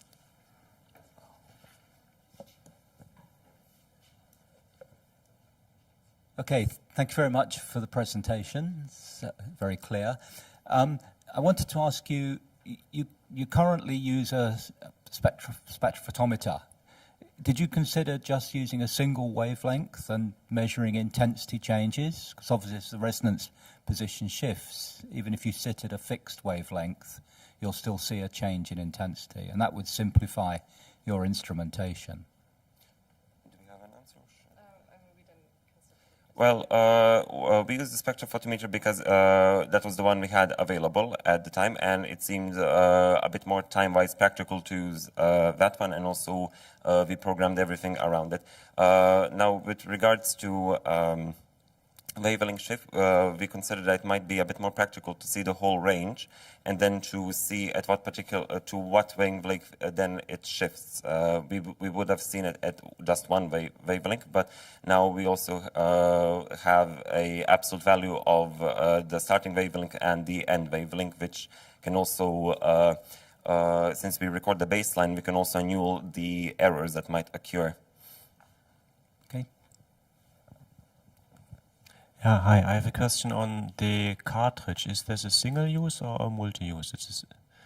Currently, it is a single-use cartridge. Since the fluid flows through the chambers, they can get contaminated with the sample solution. That is one thing, and the optical fiber, as it is now, is still only single-use. It is connected to the cartridge, so when the optical fiber is used, you have to currently dispose of the entire cartridge. Yeah, that would have been the follow-up question then, because how do you then connect, let's say, a single-use chip where you mix things together with the optical readout that you would like to use several times? Currently, as it is, you remove the chip and apply the sample to each chip. What also is possible is to apply a, since maybe it is best if I go to, since currently as the ice sample is made, it is consisting of several layers.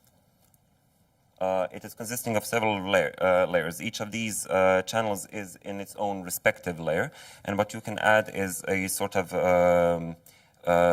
storage layer that will contain all of the necessary solutions with regards to materials used and its conditions, and then you can just apply a sample, various samples continuously.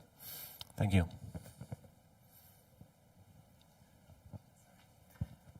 Thank you for the presentation.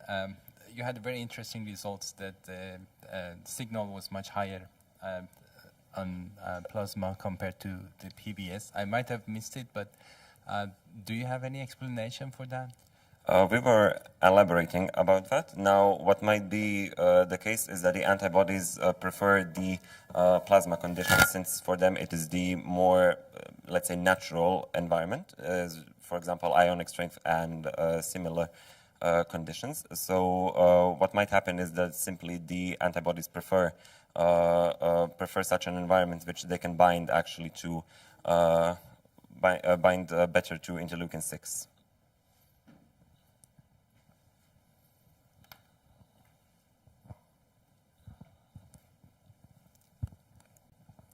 Yeah, thank you. I have a question regarding your cartridge.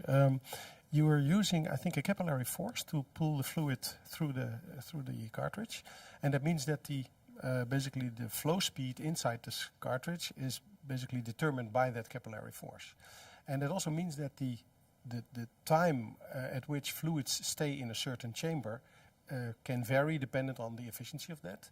And I was wondering, did you investigate, for instance, the time that you require, for instance, to reach an equilibrium in your on your sensor? Did you investigate whether that is strongly dependent on the capillary force? I can imagine that this, whether you are in a kinetic regime or not in a kinetic regime, is important for your results. I think our microfluidics expert might answer. We built in an air vent in the microfluidic chip to stop the sample there. And then we can decide with our program how long we want to do the measurement. So we started with measuring off chip, and there, of course, we reach an equilibrium after a few hours. But we are working with the slope for our program. But the sample itself stays trapped into the analytical chamber, and then you can start the measurement from there on. Okay, very clear. Thank you. Yeah. How about the shelf life of these cartridges? Because you also use some fluids inside, I think?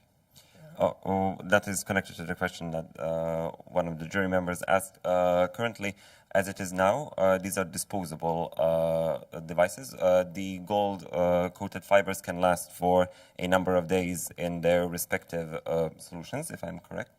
And then they are placed into the cartridges themselves.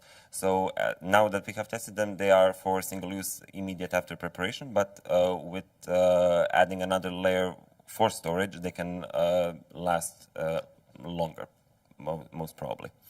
But did I misunderstood there's also a fluid in that cartridge? So we put the fluid in just before measuring. So previously we stored the fibers outside in PBS, and then just before the measurement we assembled the chips. So right now we didn't test like the total shelf life, but because you have to store the fibers in PBS. So it's like what? So now the fluid can indeed evaporate in the chip. However, the goal is to have a chip where all the fluids are stored separately inside one fluid layer. So you would have the cartridge, and then you click a second layer on top that also activates putting the liquids on the chip. So that would be a separate layer that is well stored. So you have like a special layer where the fluids can be stored, and then you click it on the chip, and then the fluids will be dragged into the channels, and then you can activate it. But that requires a a step that has to be carried out by the general practitioner or the user? Or? Yes. So instead of having the chip directly and pressing on it, you press on it by clicking an extra layer on it. Okay. So it's actually also only one step. Okay. Thank you. That is the goal. I was just curious, given the power requirements of the rest of your system, what was the advantage of going for a self-powered cartridge?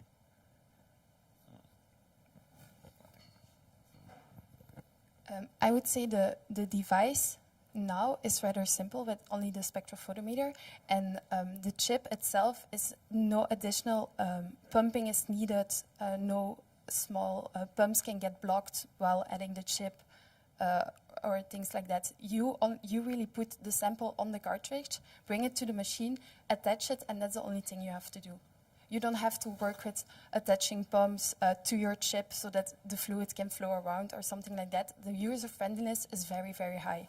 Because you have a touchscreen interface, it will show the result after about 5 minutes, and the only thing you have to do is click it in, press with your finger, and then the rest will work itself out. So it's very user-friendly.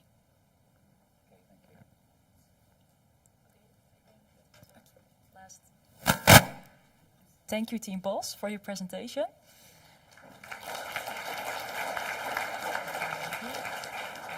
Then we will be moving on to the next team. Let's go through the slides.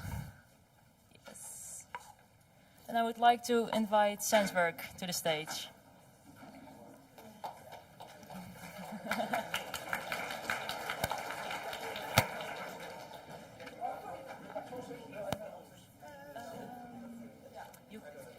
Je mag het ook even downloaden.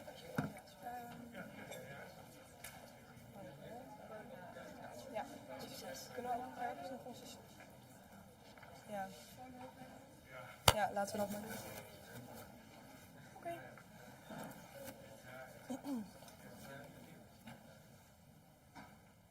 Yes.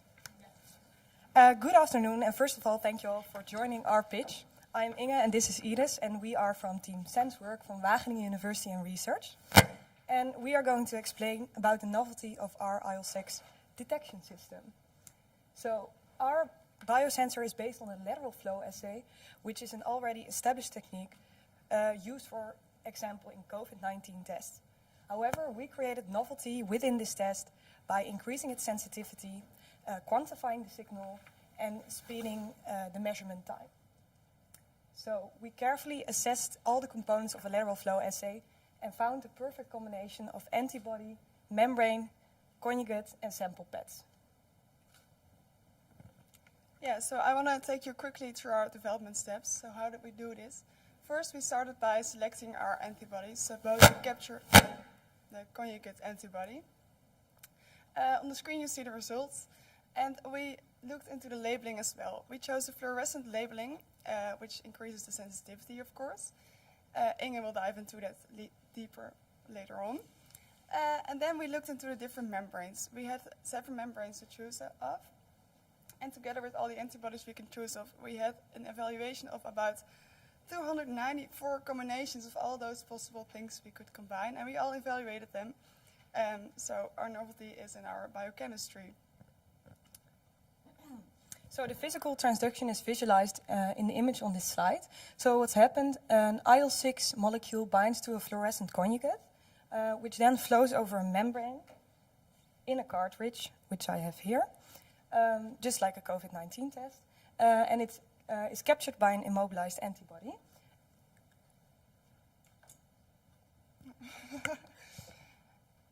The labeling is done by a fluorescent europium nanoparticle, which is the best choice in this case because of its large fluorescent lifetime, its narrow emission spectra, and its large Stokes shift, increasing its sensitivity and lowering the background signal. So how do we read out this fluorescent signal? The strip Inge just has in her hand fits exactly into a cartridge. It fits into this reader. It's just inside of my hand palm. So we read out a fluorescent signal, which is linearly linked to the IL-6 concentration. And we do that with real-time measurement, so this increases our sensitivity as well. Meaning all nanoparticles binding at the test zone throughout the whole membrane are measured. So that increases our sensitivity, as I just said. So in conclusion, what we did to make our test novel and not just a normal lateral flow test is looking at all the possible biochemistry combinations, as I mentioned before. And we did a real-time measurement to quantify our IL-6 and make a real sensitive lateral flow test. Yes, and of course we did not develop this biosensor with just the two of us. We have a whole team with us here as well, and they are also keen to answer all your questions. And of course we would like to thank our sponsors. Thank you.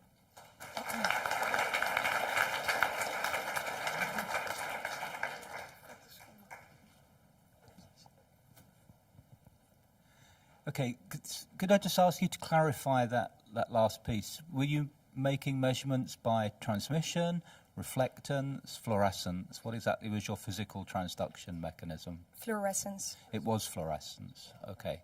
And so you built a fluorimeter to house the cartridge, or that was something that was already available? The cartridge was already available. We're working with a prototype from a company, so we're together developing, they're developing their cartridge and their reader, and we are making the strips to the biochemical thing. Okay, thank you. And what about the results? I think Litra is the best to answer that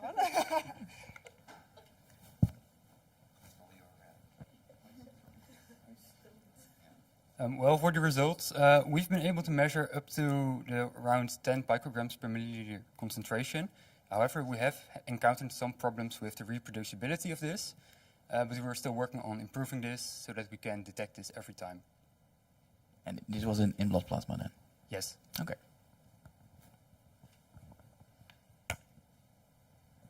Thank you for a nice presentation. I'm just wondering, you're optimizing all these parameters, the recognition and the membrane. How did your system compare to conventional system in your optimization? Did you achieve better sensitivity than the conventional system used? That the conventional lateral flows test mostly differs because of the quantification. I can.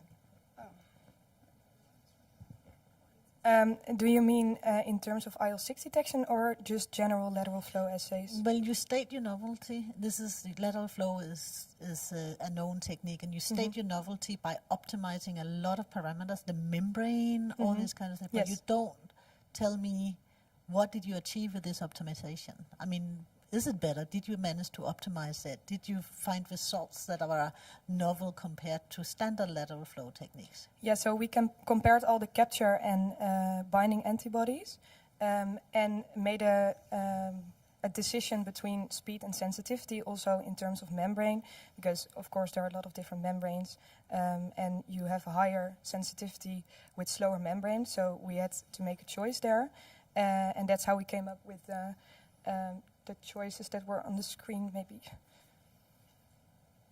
Yes, so these were the final chosen components of the lateral flow assay. Okay, out of all the 294 combinations. Thank you. Thank you. I also would like to ask about the disposable cartridge that you use. Do I understand well that there's a photodiode in that disposable? Yeah, isn't that that's not very sustainable or cost effective, or not? All right, so in our current design, the sensors and the LEDs are all contained in the box and not inside the cartridge itself. So the cartridge is just a housing for the strip, and the strip can be used just once and then burned or disposed of in another manner. Okay, clear. That's what I would expect, but yeah.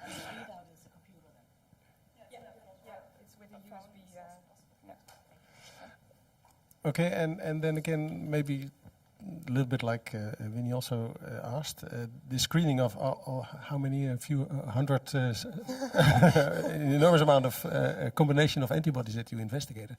That's basically a kind of a screening effort.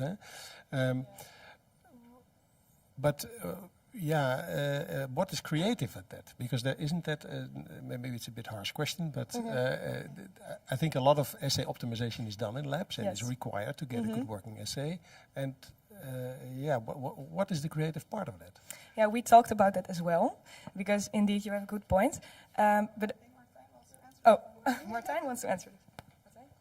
Yeah, so there's a couple of things here that are relatively new. So quantification, of course, is somewhat new. That's not done that much as far what I've seen so far.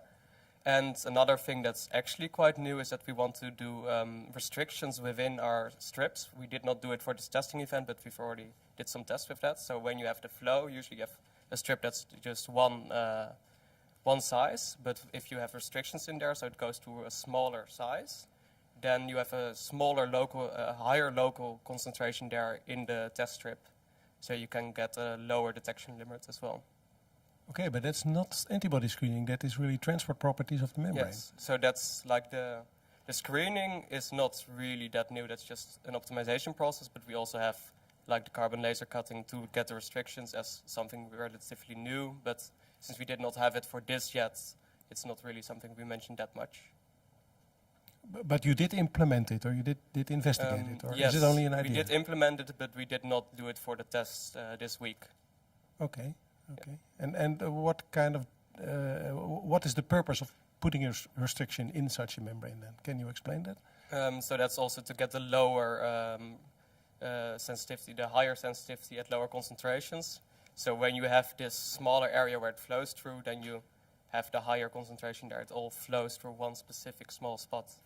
So you have a higher chance that if you only measure in that spot, you will see more particles per place there. And why would that increase the concentration? Doesn't it? It will not increase the concentration. Speed, huh? It will not increase the concentration of the fluid, but it will concentrate the IL-6 we have on one specific spot on the reader.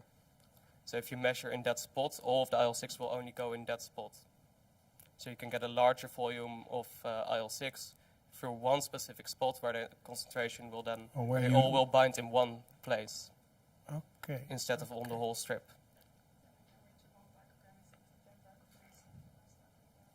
Okay, so that's basically creating a larger signal at the position where you measure with your optical. So we concentrate all of the IL-6 on one spot on the strip instead of on the whole test strip.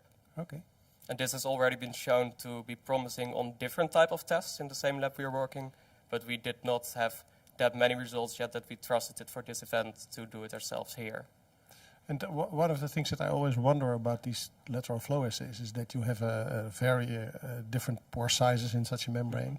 And I can imagine that some of these pores will actually clog and the transport will be very variable through such a membrane. And I can also imagine that it varies from patient to patient dependent on the blood composition. That's all of influence on your quantitative result, at least what you claim. And did you investigate it, what the variability of that performance is? We did. Oh, yeah. So actually one of our partners is in the room over there. We can use other sample pads to filter out like the proteins that are in the blood. Okay. But we didn't have time to also try all the combinations with the different sample pads. But in the end, if we can find a nice sample pad, we also can convert it to whole blood. So then you can just do a finger prick, put whole blood on the test, and then you also get rid of the step of going from whole blood to blood plasma, because that also takes time, of course. But do I understand well that you just use a filter actually to filter the full blood? Yeah, and then so transport the plasma, because that I think makes sense, but still you have issues in the filter then, but fair enough. Huh? Yeah, but we didn't have time to investigate this. It's basically moving the problem from one part to another. Okay, well, fair enough. I understand what you have been doing.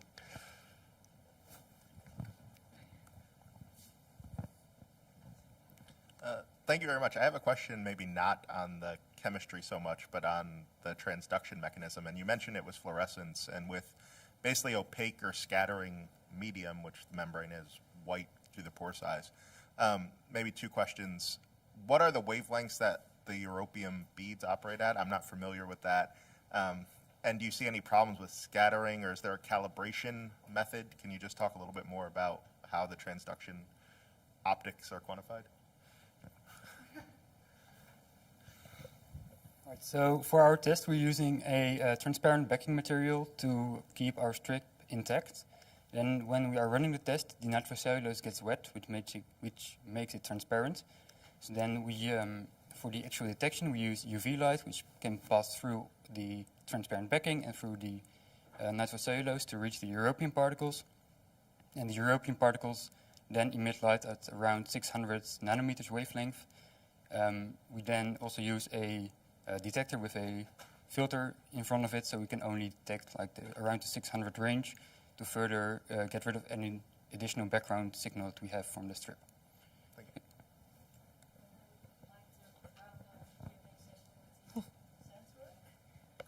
Thank you, Team SensWork, for your pitch again. Then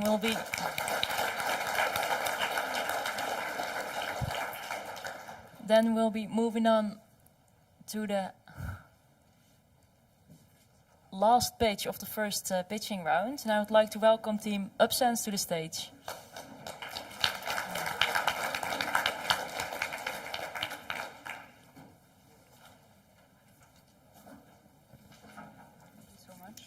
Can you just show me how it works? This is the... Ah, good. Hello, hello. Sorry, guys. I know it's almost lunchtime, but bear with me.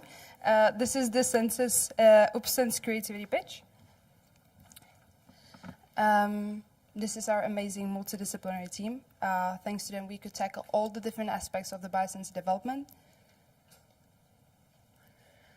When we were deciding which principle we would pursue, we considered antibodies as very specific binders.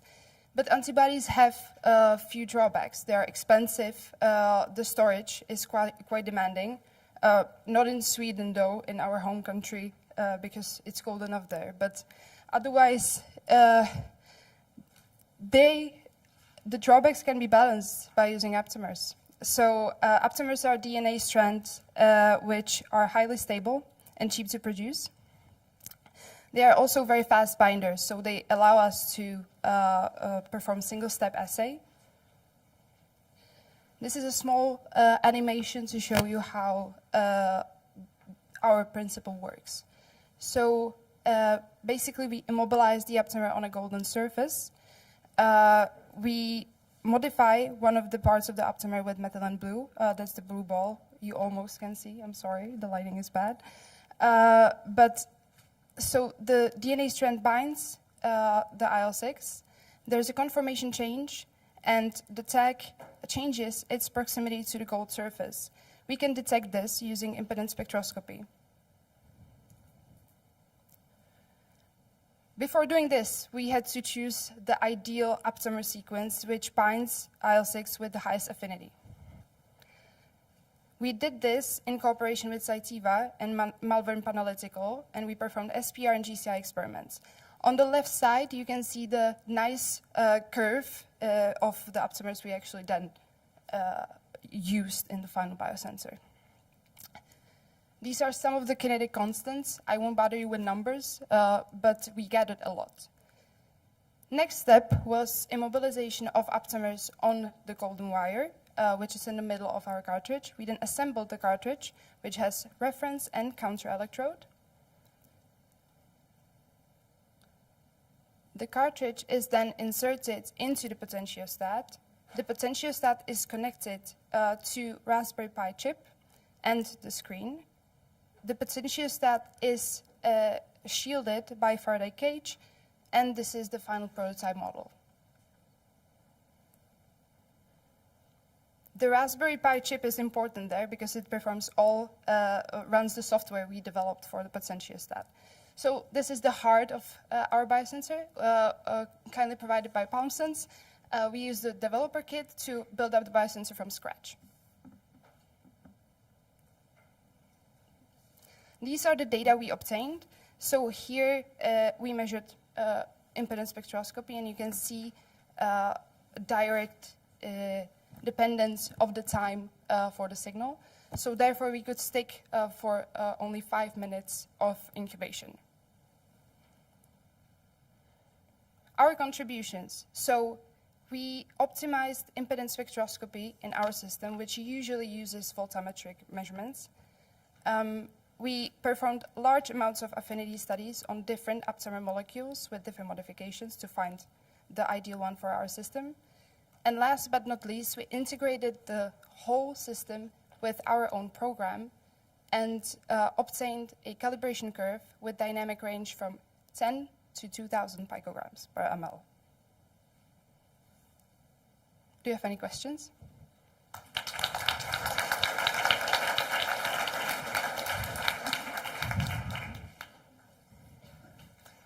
I'll start since I have the microphone. So you mentioned that you used electrical impedance spectroscopy for the sensing, and it seems like you're familiar that most of these aptamer biosensors use maybe square wave voltammetry. Why did you go with EIS when you had a methylene blue modified aptamer? That's a great question. We have our electrochemistry expert right here. So usually voltammetry, the problem that we faced is that we were using voltammetry, we could detect only with high concentration of aptamers on the surface. But since the signal is given by the relative change in the conformation, so if there are too many aptamers and the concentration of IL-6 is too low, we are still binding IL-6, but we don't have a significant change in the signal.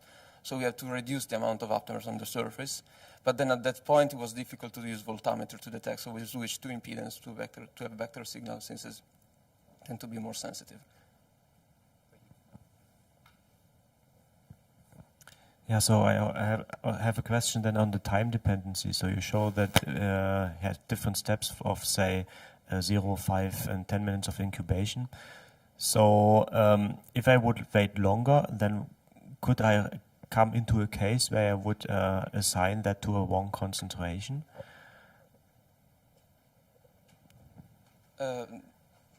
So maybe I repeat. So you have a time dependency of your signal. Yeah. Yeah, and does the time dependency, let's say after 1 minute, is comparable to the same signal that I would get of a different concentration at a different time? Probably, but we are only incubating all the samples at 5 minutes, so it's dependent on the concentration that we are given in the sample. So because if we have lower concentration of IL-6, then we show in the example 1,000 picogram ml concentration as an example. But if we have a lower concentration, then in 5 minutes the signal will shift lower. And we tested that it shifts less. So we have a lower increase in resistance, and if it's a concentration higher, of course, it's a higher increase. But then could that be maybe an idea to plot, let's say, the functional time dependency of the profile to get a much better read of the concentration? Yeah, of course. Rather than an endpoint where you say, okay, after 5 minutes, plus minus a bit. Yeah, of course. Like that. For doing that, we were waiting for better kinetics studies to have because if you have a kinetics law, of course, then you can somehow predict the optimal incubation right. Time. Thanks. Yeah, I want to just add.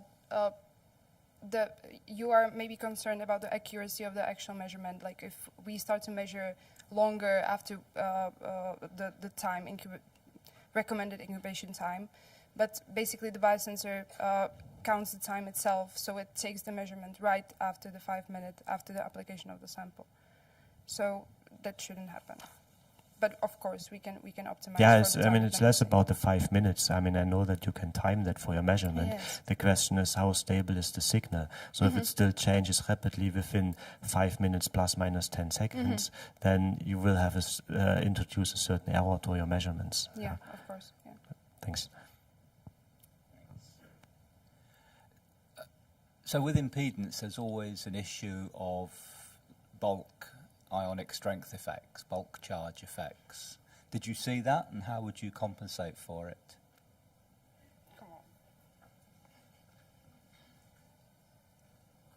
We calibrate basically always in plasma, just to going straight into the matrix that we are going to analyze in the end. So just to work in the closest conditions possible to the real case.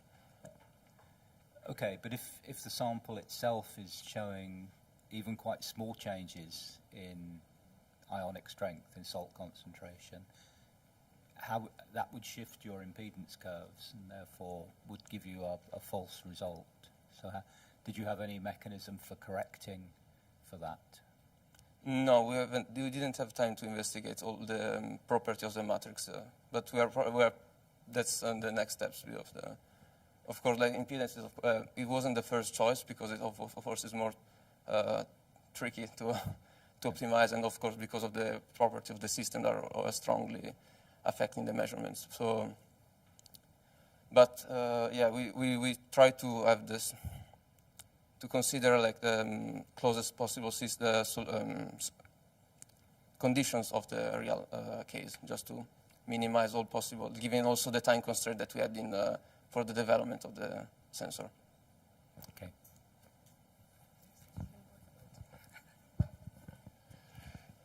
Thank you for the presentation, quite clear. I have a question regarding your quantitative affinity measurements, which I really I think is very good. You really did that quite extensively. However, did you actually use these measured constants also to, for instance, model the time to equilibrium and to prove that you are in the kinetic regime in your experiment? Because can you indicate, for instance, the time to equilibrium? The idea, first idea was to use that to create a kinetic model to optimize the binding time, but for time constraint, we didn't have the time to develop that model. But we still use those kinetics model to those kinetics data to select the aptamers because of course we screened and then we checked also the orientation of the aptamers because. To check if the position of the binding site on the aptamer, so if the orientation could affect that. But do you have any idea about the time scale of the conformation change? That must be very fast, huh? I would think, but I think it's much more about the chemical equilibrium. Basically, the first idea of that testing was to test the best aptamer. So the second part regarding the conformational change, we got the first thing we got was trying to adapt the signal. So we figured out that there's the model that we used is a one-on-one model and not a conformational change model. But we figured the K-on and the K-off of the system. So we know that it's 10 to the minus 3, 10 to the minus 4, right? 10 to the minus 3 regarding the binding. But from that on, we just didn't have the time to build a model or anything else. If I'm answering, I'm not sure if I am, but yeah, I hope it's clear. I won't go further into this because that should be not fair. Okay. Thank you for a nice presentation. And you already touched upon this. Using ESI is kind of troublesome, especially if you want to reproduce your results. Can you elaborate on the reproducibility? Yeah. The main issue with reproducibility that we are facing is regarding the monolayer, because of course we are using self-assembled monolayer based on gold tile bonding. We were trying to work in the most cleanest conditions, so we were sonicating right before the functionalization and everything, but still we could see a variation in the concentration of the aptamers. And still the other issue was the assembly of the cartridge, because we screened the electrodes before inserting the cartridge and after inserting the cartridge, and we could see that by assembling we damaged the monolayer and some aptamers were removed. But one issue that we tackled about that was before performing the measurement to ESI, we were waiting at least 12 hours just to let the monolayer to reassemble to get the most thermodynamically stable conformation. Because, of course, it has been shown study that if the measurement is carried on closely to the formation of the monolayer, then there are huge variations, like hundreds of %. And did you measure the coefficient of variation in your measurements? Did you have to have an estimate on the uncertainty? No, we didn't have time to do that. Okay. And did you do any interference studies? Because that's the other trouble with the interference. They were planned, but unfortunately there were issues with the instrument. We were doing that with GCI. Oh, yeah. So do you mean for the affinity studies? Interference studies, did you see any interference, non-specific binding? We couldn't do that with the SPR because you can't use the complex matrices there. And then we were going to do it with the GCI instead. Of course. But unfortunately we ran into some software issues and the software engineers in Switzerland were on vacation. So we never got to that step, but it's something we are planning on doing. Sure, I mean, you are time limited, of course. Thank you very much.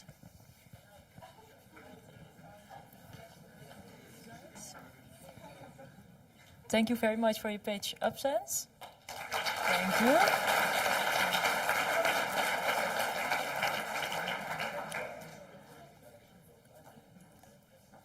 Then we will be, that's after the break, then we'll be rounding off the first round of pitches for now. I would like to welcome you all to join the partner stands and the team stands like in the Atlas Hall. The teams will be able to show their biosensors to you and the partners will tell more about their themselves. So please join them.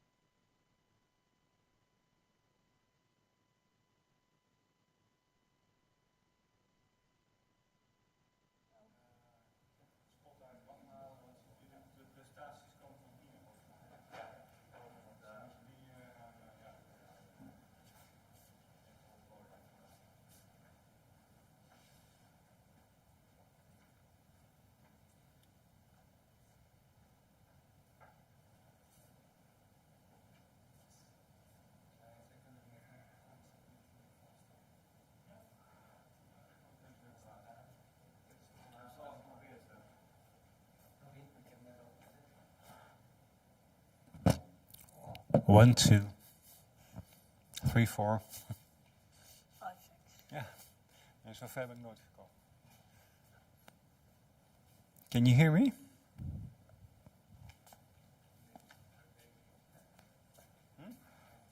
Stream, ja, hij moet nou. Wie is hij? Hij zit gewoon iets anders te doen. Ja. Ik denk dat hij zit te game.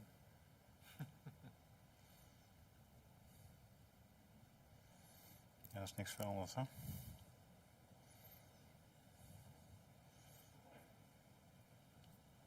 Tja. 1, 2, 3, 4. Ja, ik kan me niet horen.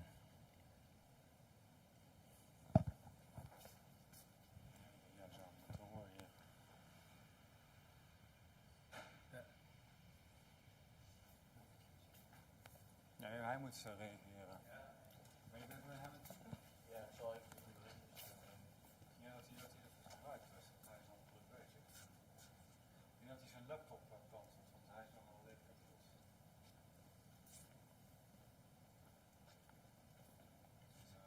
Dat de hele zaal al vol zit. Iedereen naar kijkt. Ja,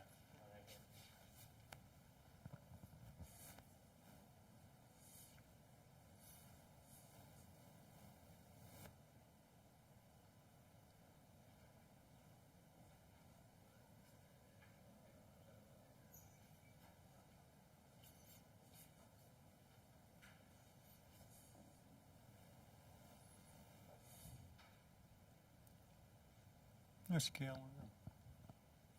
Hi, team True Sense. Can you hear me? No, he can't.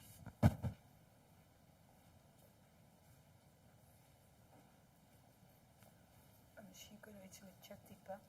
Ja,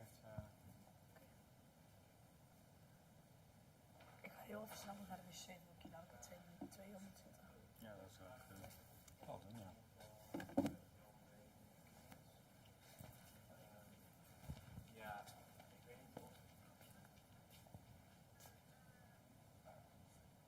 Hello there. Can you hear me? Can you hear me? Team True Sense. Can you put on your mic? So we can send. Yes, I can hear you, and Okay, yes, I can hear you. Okay. I want to check that the pitch slide will begin in 10 minutes. No, I think earlier. Yes, that's correct. In 10 minutes or so. Yeah, that's correct. Yeah. Thank you. Okay. I was just do some final preparation. Okay. Well, look, I can understand that. Yeah.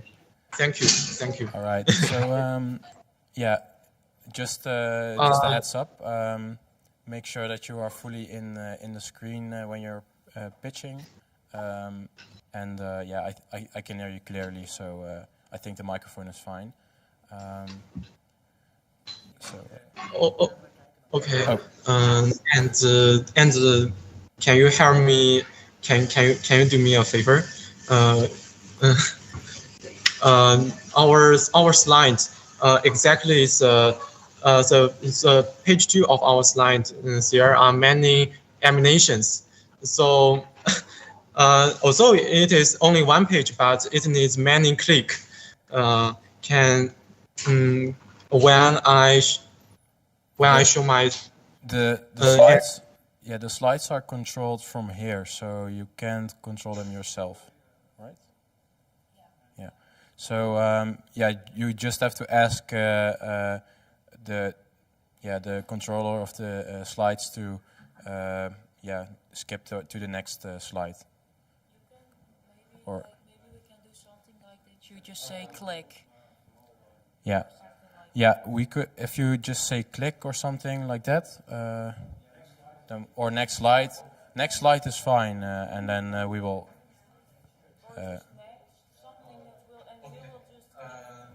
Exactly in the page 2 of our slide, it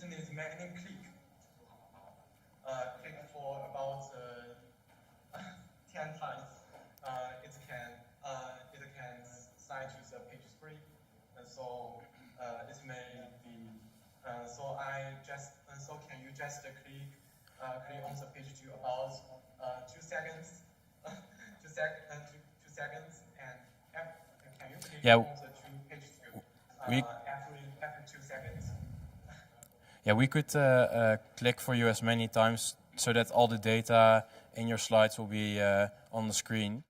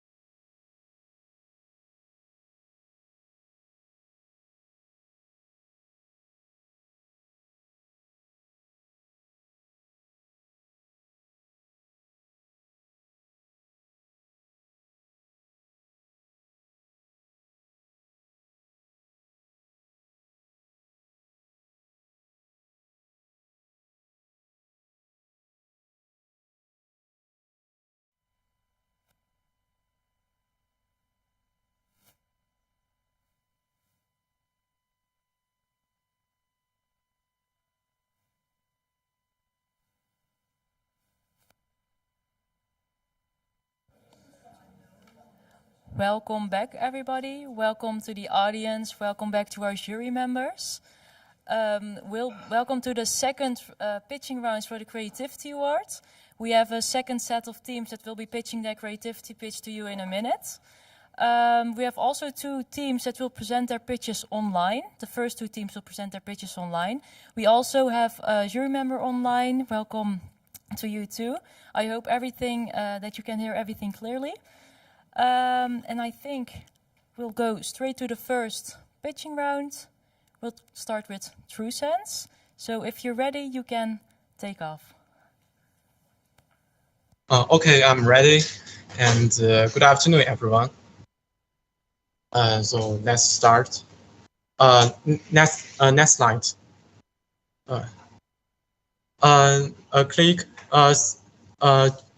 Please click about every two seconds. There are many animations. TrueSense this year has designed an impedance electrochemical sensor. We drop a plasma on the screen-printed electrode, incubate for 5 minutes, and then drop a mixed solution of potassium ferricyanide and potassium ferrocyanide. Click, please. During this period, our innovations, we try to wait for low-cost molecular recognition. On the one hand, we tried molecular imprinting polymers to replace traditional and expensive antibodies. On the other hand, we transformed the natural antibodies into single-chain antibodies to improve stability and reduce costs. Click, click, click. And then we use electrochemical station for impedance spectroscopy to obtain concentration data. Finally, this data was passed to the APP designed by ourselves through Bluetooth. Click, please. Click. Yeah. Another click. Click. And next slide. Next slide, please. Here is a quick review of the usage flow. Then click. Thank you. The first molecular recognition was MIP. A high concentration IOCs was used as a template to fabricate a electropolymerized layer. After cleaning IOCs, the hydrogen bond interaction force was used to check IOCs. And finally, the impedance was measured to obtain the concentration data. Click, please. We use EIS.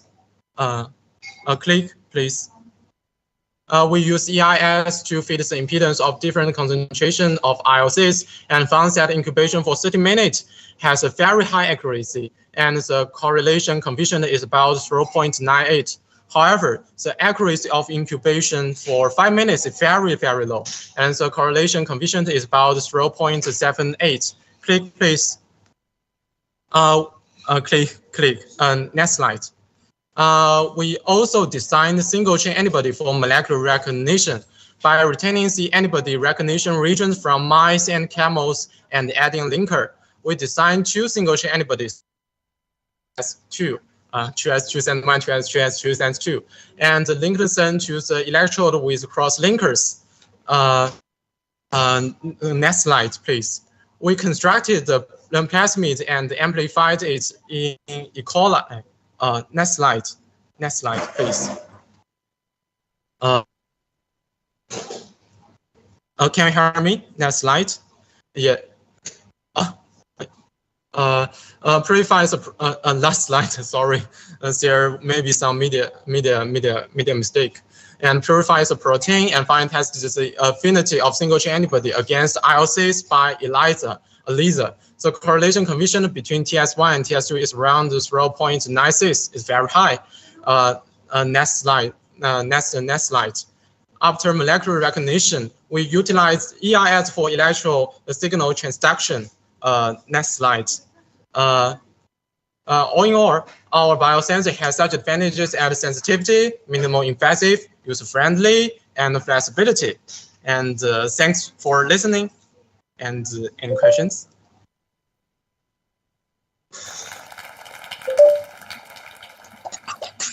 Thank you very much for your pitch. I hope everything was clear to the audience. Are there any questions for the jury members? I see a question.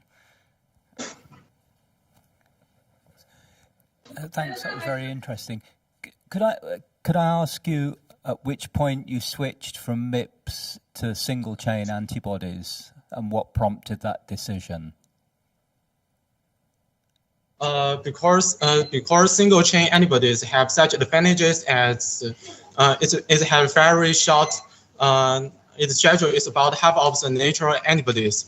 So its cost is very low, and we can produce it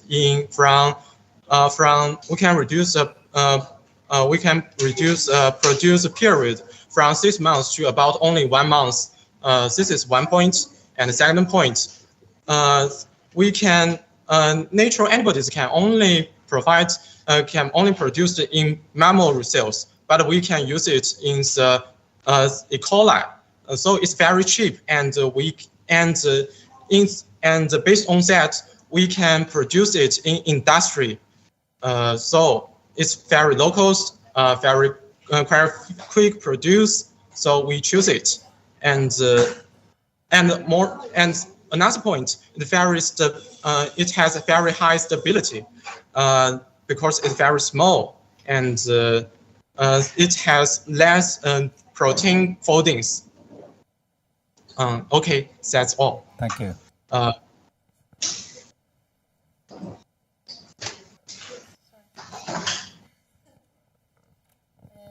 Thank you, and I thank you for showing the results also. I see you both have a calibration curve for the MIPS and for the single-chain antibodies. But for the MIPS, I don't see error bars, or did you reproduce those results? Pardon, I just have the error bar. You mean... No, how many times did you repeat the measurements for the calibration curve for the MIPS? MIPS and how many times? We repeat several times, about 20 times. We choose the best time for our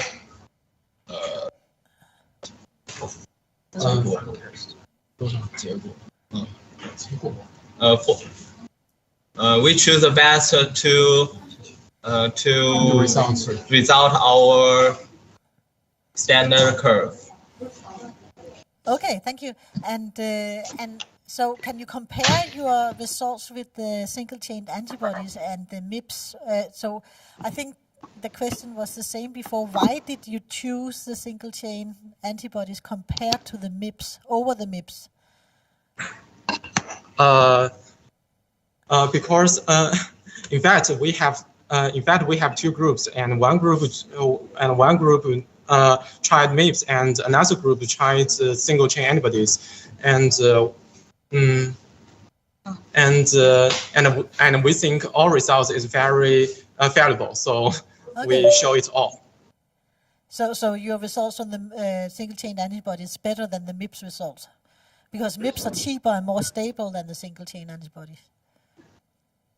MIPS is even cheaper than the single chain antibody. Also, single chain antibody is really cheap, but compared to the MIPS, it's still about as expensive as about 2 times. Okay, thank you. Yes, thanks. Yeah, I would like to ask a question also.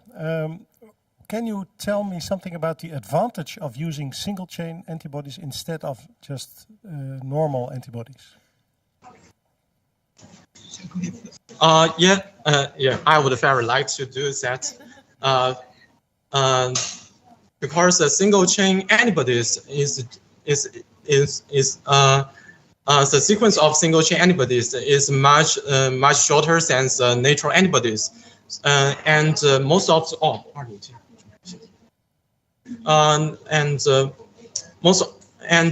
Most of all, the natural antibodies can only produced in the mammal cells, like mice, camels, and it's very expensive. However, the single chain antibodies can be produced in the E. coli,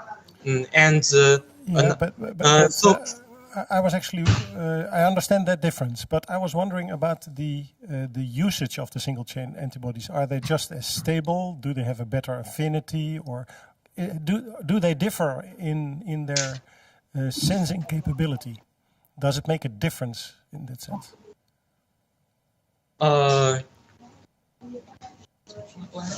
Okay.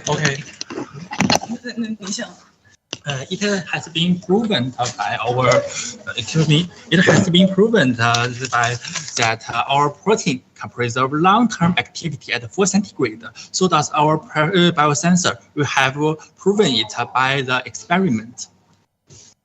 Thank you. Yeah, but I could imagine that you also can do the experiment with an ordinary antibody. There are also other teams that use ordinary antibodies. So what would be the advantage, apart from the production in E. coli, of these single chain fragment units? 不除生产上还有其他优势吗？他问的不是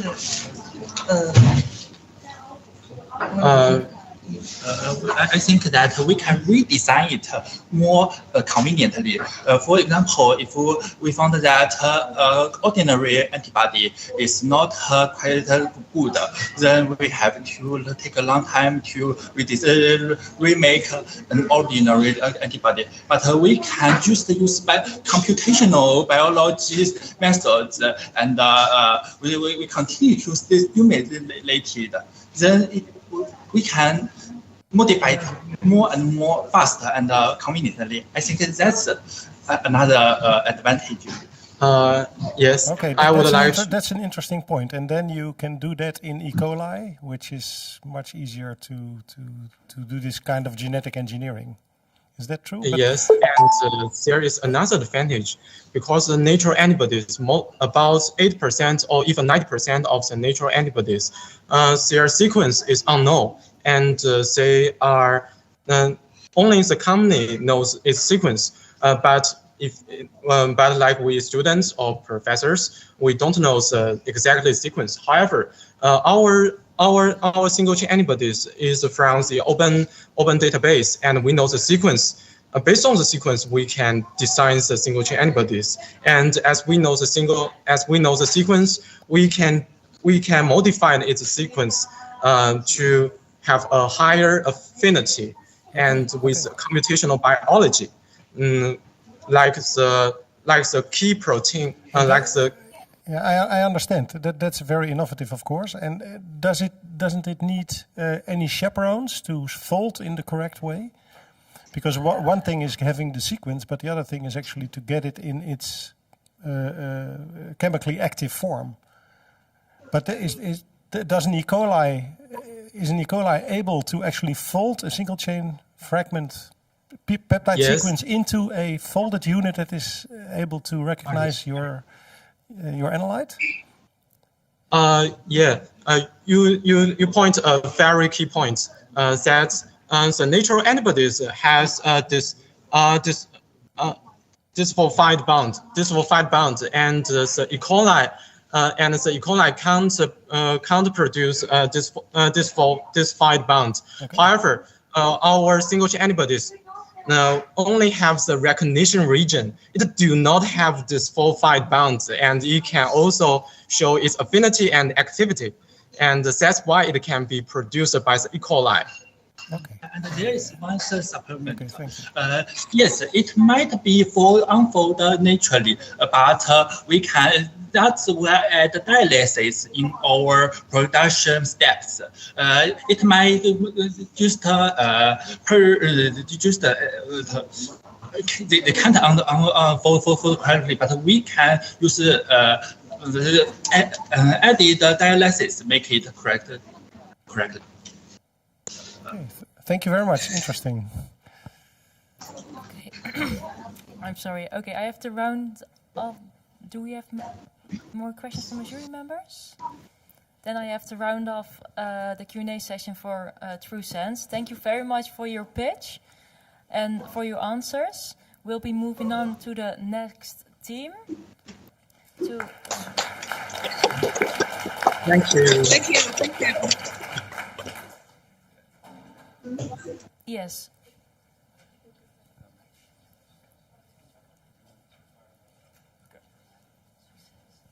All right. Hello, everyone. My name is Nick, and I'm part of the Twentus 22 group. And we've been working on the development of a method to use a currently existing prototype of a biosensor to measure IL-6 in plasma. So in this presentation, I'll cover how it works and what makes it special. So our system uses chips to measure IL-6, and it works as follows. It possesses over microrings, and it is coated with receptors, so that when IL-6 binds to the chip, there is a change in the evanescent field. And as you can see in figure B, light is projected into the chip and ends up in the rings where it resonates, and the IL-6 concentration can be detected by measuring a change in the wavelength, which is caused by the evanescent field. So things that make our biosensor special is a few features, one of which is the amplification step. We use polystyrene beads to increase the signal that we get from the chip, and this allows for more accurate detection and measurement. Apart from that, we also have a regeneration step, which uses a mildly acidic solution to release everything from the receptors and cause minimal waste. Nextly, it is also very rapid, as a detection or a measurement can take less than 20 minutes to complete. And the thing can also be multiplexed in the future, which means, because it possesses over 8 rings, that you can make it measure for multiple biomarkers and even provide negative control. So this is what a typical measurement looks like. It starts with making a baseline with PBS, then IL-6, or the sample with IL-6, is added to the chip and is washed away with another step of PBS. Then amplification buffer is flown over the chip, and with one more washing step, you can determine the total change in refraction. So this is what the total setup looks like. It's combined with multiple pieces of hardware. So here you can see them apart from each other. Up top you see the cartridge for the chip, where the chip is inserted, and it is part of the Delta system. This is responsible for projecting light into the chip and also measuring what comes out. And in figure C you can see the fluidic system, which is responsible for flowing all of the solutions over the chip, also to prepare the chip and functionalize it. So some final things to add. We have worked on the development of a method to use the benchtop biosensor provided by Delta Diagnostics. It allows for minimal waste to be produced in the process of measuring. It is based on the Delta Diagnostics system that I mentioned, and that is it. So thank you for listening, and yeah, are there any questions?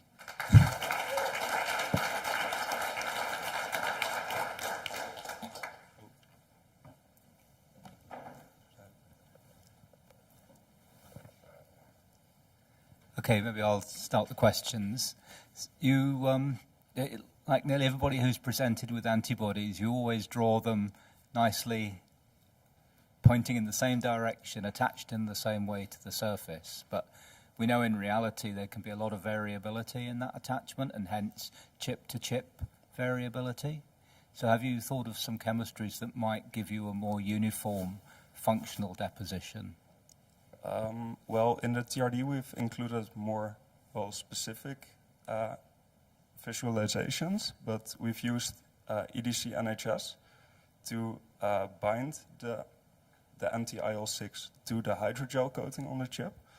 So yeah, I don't know if you know what it looks like, but yeah, I'm not going to represent it, but I would suggest maybe looking into the TRD if you can. There are lots of groups on an antibody that will react with EDC NHS, and so you still have the possibility of multiply oriented and functional coupling. You mean as in a-specific binding? Or? No, I mean that the antibody can be attached through many different groups on its surface and hence give you different activities of binding of the antibody. Does any of my group members maybe have an answer to this question?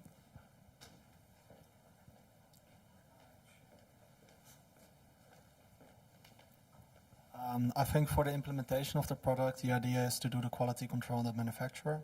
So on average, you have a certain activity in the chip, and that should be between certain thresholds. And from there on, we can provide a reliable result for every chip, that we have a more or less constant activity within the chip. But that is done by a bigger manufacturing process that through the randomization, we just take an average.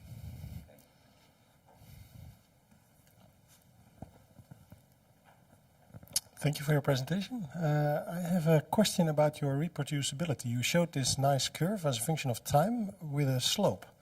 And apparently your relative units, they shift. So I was wondering, does after reproducibility or regeneration step, is then the signal that you measure still the same as before you do the regeneration step? And how do you keep that calibration under control? Yeah, so first it may be important to say that we didn't get to the full development. So like you said, the regeneration has to return to the same level as where it started. Yeah. What we got so far, and that happened every time, is that it got slightly below where it started. And what you said about the shift, that it slightly went off, is a drift, and that has to do with the way the microring resonator chips work, is that you place them in the system and they will always have a small amount of drift, but you can compensate for that by drawing lines the way it's pointed. But does it change the sensitivity? Because I can imagine that the shift is different, or that there is drift because there's a small layer maybe attached already to the resonator that you cannot take off by the regeneration process, and then you basically have a different sensitivity, I guess. Yeah, the change really shouldn't matter actually, because the way that it is represented right now, it's very much zoomed in, and the drift is actually, if you look at it from the total scale, is very totally small. minimal. Okay. So then one other small question. You also mentioned that you have the possibility to do multiplexing for 8 different targets, and then you said we have 8 ring resonators on a chip, I think. How are you going to functionalize the different rings with a different antibody? Yeah, so there are 2 ways that we could do that. And one of them we have attempted, one of them we wanted to attempt. So first we made plastic chips, like to put on top of it with a hole. And then instead of flowing it, the functionalizing with the Fluigent system, we added it by just, pipetting into the hole. One by one, actually. Yes, but that didn't work, and I don't know if that's even possible, but only future research can point out. And maybe another some nice way, microfluidics. I'm looking to my neighbor. No, but another way that we could do that, and which is actually what we initially wanted to do is have a multiple flow channel to flow the liquid over multiple parts of the chip, and also at the same time, so that you could coat them differently and also at the same time. But due to, well, some trouble that we encountered, we couldn't do that yet. Thank you, and thank you for a nice presentation. I have a lot of questions. I'll try to just ask one. What about the sample handling and the way the user is going to use your system? Because for me, it looks very complicated. Well, for now, like, I had to get used to the system too, but that guy over there has designed a user interface himself, and he has done research on it with the people who are actually going to handle it in the end, and also a happiness research, like how easy, the usability. So he has done research on the new interface and how easy it is to handle. And I'm pretty sure they were all pretty happy with the end result. He will give a further explanation. The main thing is the protocol is similar across tests, so there's a lot of things you can automate within the machine. And at that point, the user just has to plan in a test, couple it to a patient, basically digitally. And the machine just needs the sample to be added in the right channel. The machine can handle the rest of the measurements. So that's a plan for the future? Yeah, that's a plan for the future. You make it a really closed system so that non-experts can also use. And did you, was this asked, did you look into interference problems? Because with the evanescent wave, it's very sensitive. And if you have any other kind of unspecific molecules in your sample, then you will detect them, right?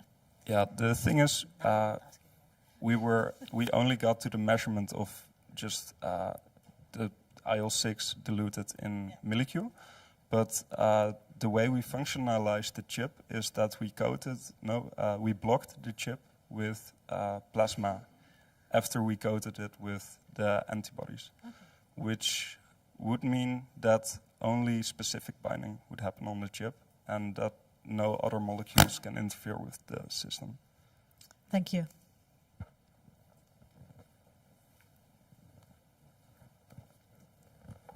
Yeah, maybe if, there's a short time. So if I understand correctly, the readout that you have is a shift in wavelength. Yeah. Yes. So and that scales then linearly with the amount of, or with the concentration of IL-6, or how can I understand that? I believe it should be linearly, but we haven't gotten to the part where we did multiple measurements to determine the correlation between the samples, but that's a next step. And there could be a slight curve, but that would have to be determined next. And maybe so very roughly, what kind of wavelength shift can you measure, or what would you expect? I mean, is it a nanometer or 10 or 100? No idea. I believe, out of the top of my head, it's in picometers. So very small differences in picometers shift. Yes. Okay. And the prototype is actually able to detect those shifts. Okay, thank you. That's also why the drift is quite significant, because you zoom in so far. Yeah, okay. Okay. Q&A session here. Thank you, Team SensUs, for your presentation again. Okay, take a seat. We'll be moving on to the next team. I would like to welcome Team SepSense to the stage.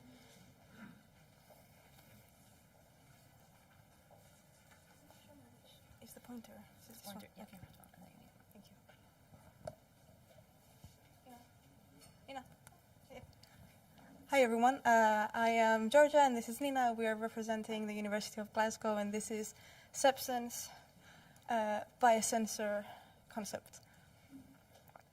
So let me first start by defining the problem that we're trying to solve. Sepsis is a disease that basically is a response, is an extreme response that the body has on inflammation, where it basically ends up attacking itself and destroying organs. And every year there are approximately 49 million cases of sepsis worldwide, 11 million of which result to patient death. And even in cases where the patients do not actually pass away, more than 50% of survivors have severe complications that due to sepsis that affect the rest of their lives and lower the quality of life quite significantly. Furthermore, sepsis also impacts the health systems and governments globally, as it puts huge pressures on hospitals and also has a huge financial burden on both systems and governments. In the UK specifically, the cost is more than £2 billion pounds for treatment.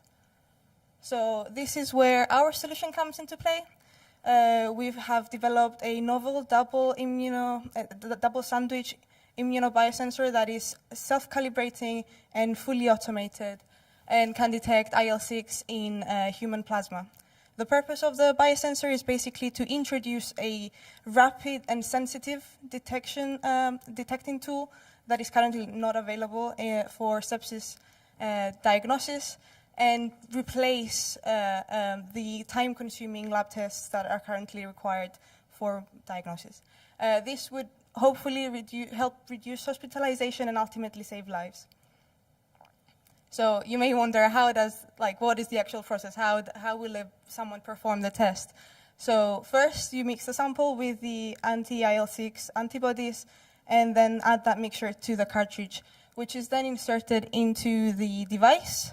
And then you press a button that basically starts an automated response, which is the self-calibrating stage of the biosensor. And then the first step of that automated system is the capturing of the immunofluorescence intensity released by the calibrating fluorophore.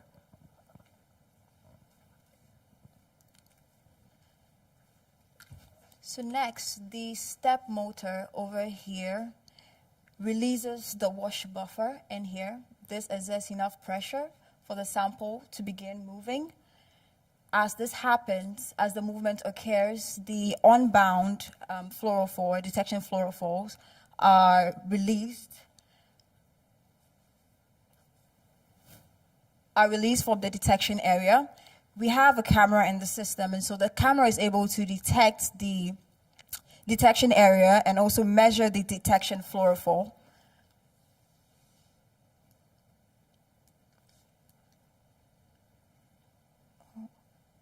And also measure the detection fluorophore. We have filters in place, and what these filters basically do is that there are two sets of filters, and this is an automated system, and so we don't have to move these systems manually. The systems provide wavelengths that it provides light that controls the wavelengths that get to the detection system.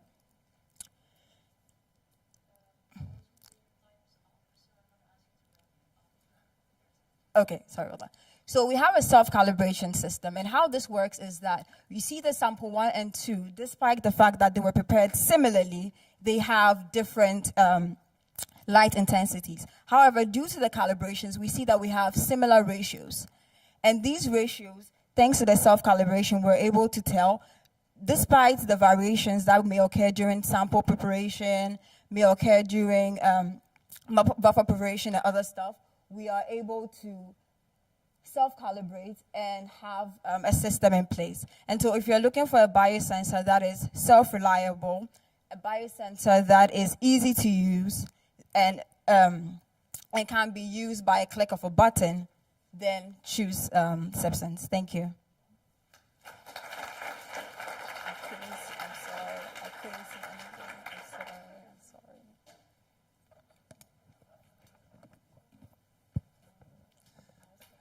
Thank you very much for that. So FTSE and TRITSE are quite different molecules, as well as in their photophysical properties. Is there a way you could actually use a FTSE derivative as a calibrator rather than a different fluorophore? Yes, that is possible. The main reason why we used FTSE specifically is because of how cheap it is. It's readily available and it's easy to conjugate. So that is why we use FTSE. But this can be, any other fluorophore can be used, yes.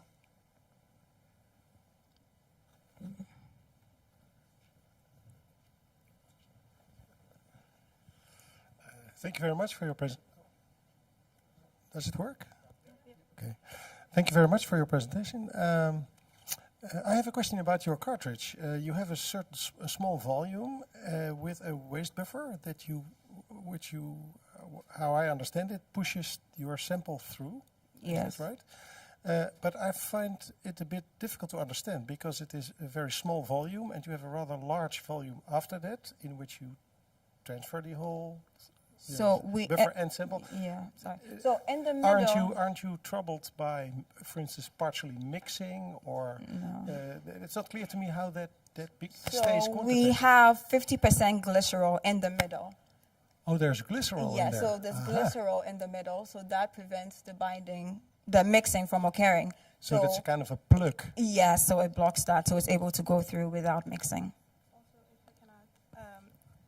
The buffer is slowly released, so it gives time basically for the sample to bind and like incubate for a period of time on the detection area, and then because again the step motor does not fully press immediately the whole solution out, so it presses just enough so that the sample covers the detection area, and then after a certain amount of time the rest of the solution is released so that it can remove the excess unbound antibodies. So and that kind of allows enough time for the antibodies, for the IL-6 and everything else to bind on the detection, and then just remove any unnecessary background fluorescence. How did you figure out the timing? Because, well, are you measuring in a kinetic regime or in an equilibrium regime? Because you're using a very short time, 60 seconds or so, for the entire transfer over this chip, is that correct? We're using 3 minutes, and actually we did like multiple testing. So we did 1 minute, 2 minutes, 3 minutes, 4 minutes. But we did realize that after 3 minutes is basically the same fluorescence. So that's why we stuck to 3 minutes, because it's shorter and it gives off the same amount of fluorescence after 3 minutes. But did you look a little bit more into the kinetics to reach the chemical equilibrium, for instance? Is that reasonable? Do you reach a chemical equilibrium or not? After 3 minutes, there is like a stable signal. But do you know what's limiting that? Why does it get stable? Do you know that or not? No. If I understand that, why it stops like increasing after 3 minutes. Mm-hmm. Yeah.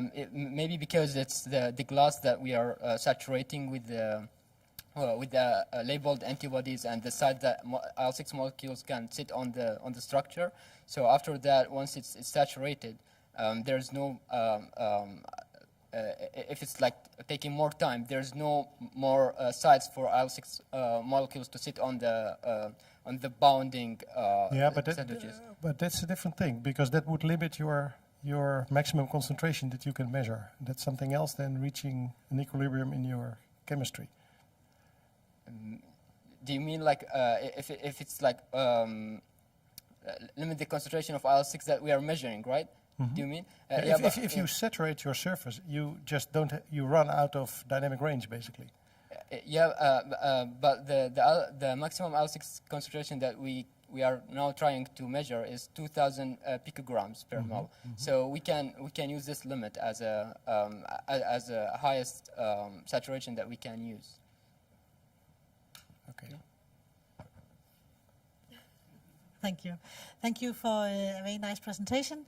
And I didn't get your team results document, so I'm really curious about, your performance of your device, the dynamic range and sensitivity and reproducibility.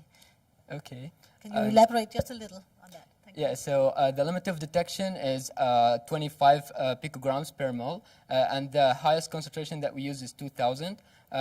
We could measure higher, but for now, for the purpose of the competition, is from 25 picograms to 2,000 picograms. The sensitivity we could able to measure a range between 20 arbitrary units to 60, around 60 for the whole range, using a camera and relate this fluorescence intensity to the concentration. In terms of reproducibility, that's why we use the auto-calibration. So basically, we are using a calibration fluorophore that give us how many surfaces are there available for the IL-6, and then we are detecting the detection fluorophore that can tell us how many IL-6 molecules that already sat on these sites on that. So if we are mass producing all the cartridges, we could have lots of variations, and that's what you can see here in this graph. The first sample and the second sample were completely identical in the concentrations for IL-6, but you can see there's a variation in the detection of fluorophore, which is green. But when we took the ratio between the calibration and the detection, you can see that the ratio is the same, and with more, and then we use this ratios to make the standard curve that we are using to relate the IL-6 concentration. So in this way that we can make sure that every chip that we are using, every cartridge can have reliable and robust results because we are calibrating in every single step. And you saw that in your experiments? Yeah, we saw it here, and also yesterday it was giving us a very good results. You liked that question, didn't you? Yeah, sure. Thank you. That's a very strong aspect for your sensor, I think. There's a little time left. So this kind of this ratiometric basically compensates for the different amounts of binding sites. But how does this then also help to prevent influence of non-specific binding in your sample, from your sample? So with the non-specific binding is actually the antibodies that prevent that. So we're using anti-IL-6 antibodies, and they are very specific. It's been designed to only attach to a very specific conserved region of IL-6. And so there is absolutely, I would say absolutely no way. We tried with mouse serum and there was little to no fluorescence. So we have tried with different serums just to make sure that this actually works, and it does not. It's very specific in its binding efficiency.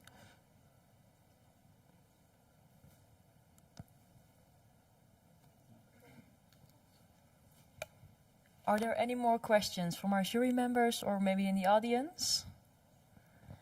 Then I'm gonna thank Seb. One more. Oh, in the audience, I see a question. Thank you. I was kind of surprised by this graph where the 1.6 seems similarly different from the other values as some of the fluctuations that you see in the fluorescence, the absolute fluorescence intensities. Is that just one outlier that you left in, and you only use the other ones, or? Those are controls. So we wanted to make sure that the differences we're seeing was actually based on the ratiometric stuff. So 3 has a high amount of TRITC and very little FITC. So we did that with very low IL-6 concentration, and we did the opposite for that. So 3 and 4 are just controls. They're just. Thanks. So so it's just for testing. Yes, please. Then I would like to thank SebSens for their pitch one more time. Thank you very much.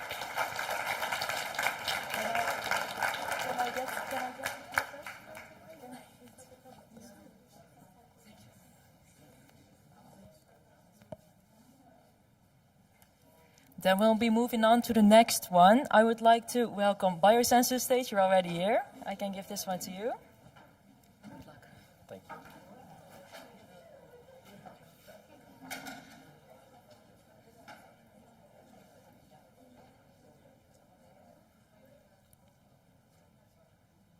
So, hello everyone. Thanks for being here. So let's jump right into it. Let me just give a brief introduction on interleukin-6. So interleukin-6 is a pro-inflammatory cytokine That is a good indicator for sepsis, which is why it is a great theme for this year's competition. There is also a lack of point-of-care devices currently, which is why our device is a great solution for ICU units. And it could also help save millions of lives yearly by enabling doctors take better decisions and give better treatments. So the solution we've developed, I'm sure you've all heard of the lab on a chip, but our solution is actually the lab on a tip. So we make use of LSPR detection on tapered borosilicate fibers, and we coat our fibers firstly with gold nanoparticles and then with IL-6 specific antibodies. Using LSPR, there's an interaction between the light and the surface, which gives us a peak in the absorption spectrum, and we can quantify the shift of this peak to quantify the concentration of the solution. So how localized surface plasmon resonance, or LSPR, works. Well, why we chose this technology, firstly, is because it's both, it has a great reproducibility, and it also offers easy mass production because of the simple optical setup. We send white light through our fiber, and then this light interacts with the electrons of the metal particles, which is gold in our case, and then this is what creates the peak in the absorption spectrum. When the IL-6 binds to the antibody, this actually changes the shape and the mass of the surface, and this creates a shift in the absorption spectrum that we can quantify to get the concentration. To build our tapered borosilicate fibers, we start with bare fibers, and we use the Sutter Instruments P2000 micropipette puller. And with pre-optimized parameters, we can get the fibers that we observed on the right. And these are actually optimized so that as much light as possible is sent back to the detector. To put all of this technology together and prove that our device works, the two key components are the Ocean Optics USB 2000, which is our spectrometer, and the Raspberry Pi, which is the brain of our biosensor. We use custom software to collect the data from the spectrometer and then analyze it on the Raspberry Pi, which gives us a reading of the concentration of the plasma solution. So the result can be seen on the lower right of the screen, which is our calibration curve, which has been done in PBS Tween. Unfortunately, we weren't able to achieve as good results in plasma, but that's something we're working on and we hope to achieve in the future. And to the best of our knowledge, there are no other records of LSPR on tapered borosilicate fibers, so this makes our solution innovative. Lastly, for the clinical setting, we decided our cartridge are both quick and easy to dispose of, but we'd like to improve our design and build a microfluidics cartridge that includes our fiber to make it even safer and quicker to use. We've also integrated a touchscreen and a simple user interface to make it as easy as possible to use, and we've provided a training mode on our device to help new employees use it appropriately. So with that, I would just like to thank you all for your attention, and we can now proceed to the questions.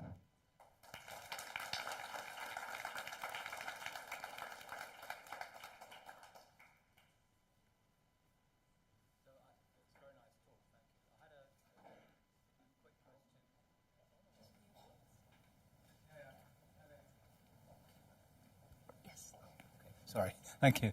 I had a question about your touch screen. Are they compatible with surgical gloves? Actually, yeah, I think they are. It's a Raspberry Pi touchscreen, so it's basically the same as a smartphone, and it should be compatible with gloves, with thin gloves.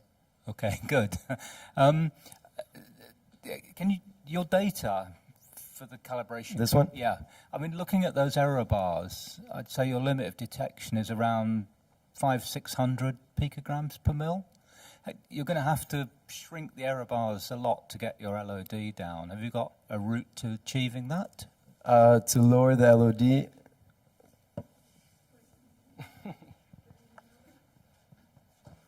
Hi. So the measures that we have are triplicates for this. So I think that we should probably make more than just a triplicate in order to have our calibration curve, like reduce our error bars. Do you want to add something? So you mentioned already you'd like to indeed make it a bit more user-friendly.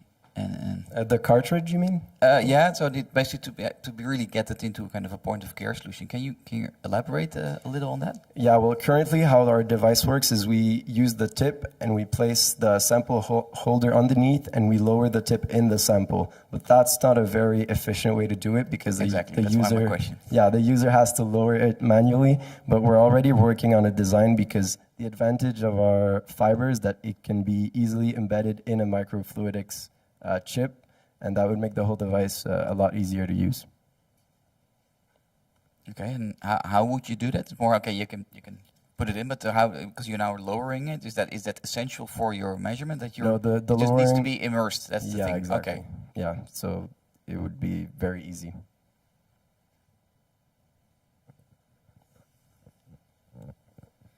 Thank you for a nice presentation. I have I mean, so what about interference? Because this is a very sensitive device because you have this very, very small tip. So have you considered interference both with other compounds, but also just in the plasma? Yeah, well, with the PBS20 it worked very great because there were not a lot of interference, but that's what we observe in plasma. There are more interference. But we have two solutions for this. The first one could be diluting our sample. And the second one would be through microfluidics to separate the analytes and try to isolate the IL-6. Right. But if you dilute, your detection limit is quite high here. So if you dilute your sample, can you not envision problems with your detection limit of detection? Currently, yes, but yeah, that's why we still have a lot of work to do to get it to lower the LOD. And would the microfluidic solve that because you will still have all the interfering compounds in your sample, or do you need some pre-handling of your sample? Yeah, we could embed into the microfluidics device some ways to separate the sample and try to isolate as best as we can the IL-6 prior to getting the sample to the fiber. Okay, thank you.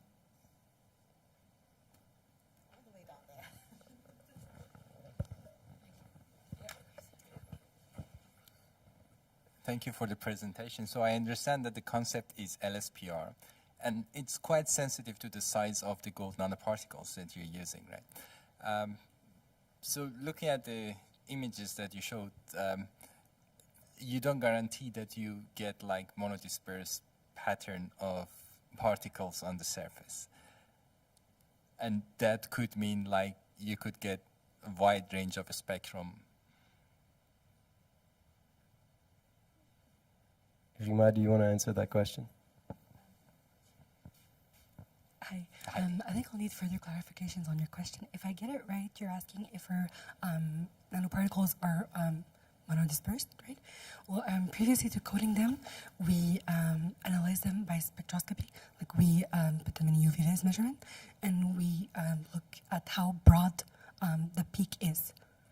So well, with the technology of the lab where we work in, my colleague and I got really good into nanoparticle synthesis, and we have No, the particles seem quite monodispersed, but once you put them on the surface, they could stick together, and that is they could aggregate. That's it. Yes, and that's why we look at them SCM-wise before to check if the surface is well. Okay. Yeah, because I'm not sure I answered pretty well the question. Okay, sorry. We also tested different sizes of nanoparticles because the coding will not be the same from bigger nanoparticles to smaller nanoparticles. So we found out that 40 nanometers is actually the perfect coding, as you can see our image. And also the polymer we use to stick the nanoparticles on the fibers have a polystyrene unit that serves only to separate nanoparticles from one to another. So it allows us to have this, like a homogeneous space between every particle. Also, I wanted to add for the non-specific interactions, we actually also added PEG on our fibers in order to not have any interaction directly with the nanoparticles or with the polymer.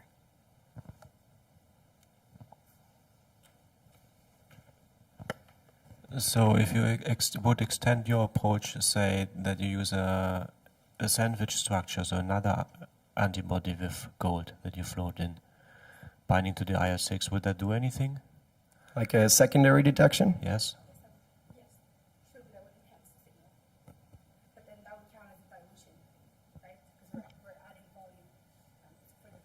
Depends always which concentration you add. Okay, thank you.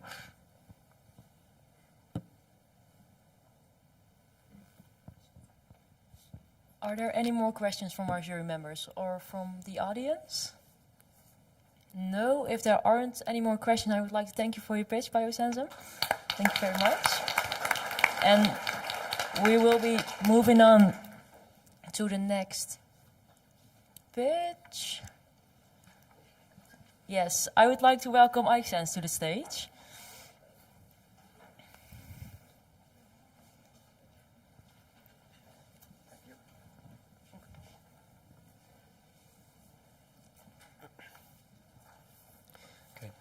Welcome everybody, my name is Yannick and this is Dylan. We are here today to represent the iSense team from the RWTH Aachen University in Germany.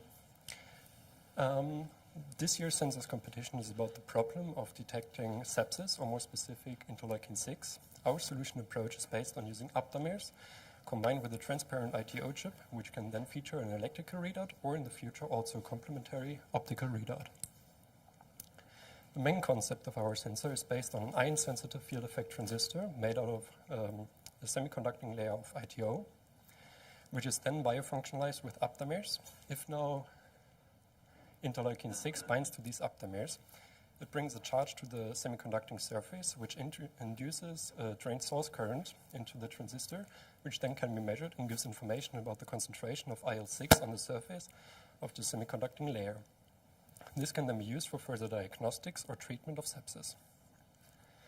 One of the main features of our sensor is that we are using aptamers because they have a high binding affinity to interleukin-6, and they also offer a better long-term stability, which is beneficial for our storage of our sensor.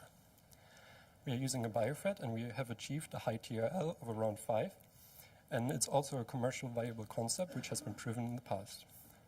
As you can see in the picture, our sensor design features 4 sensing areas, with 6 transistors each.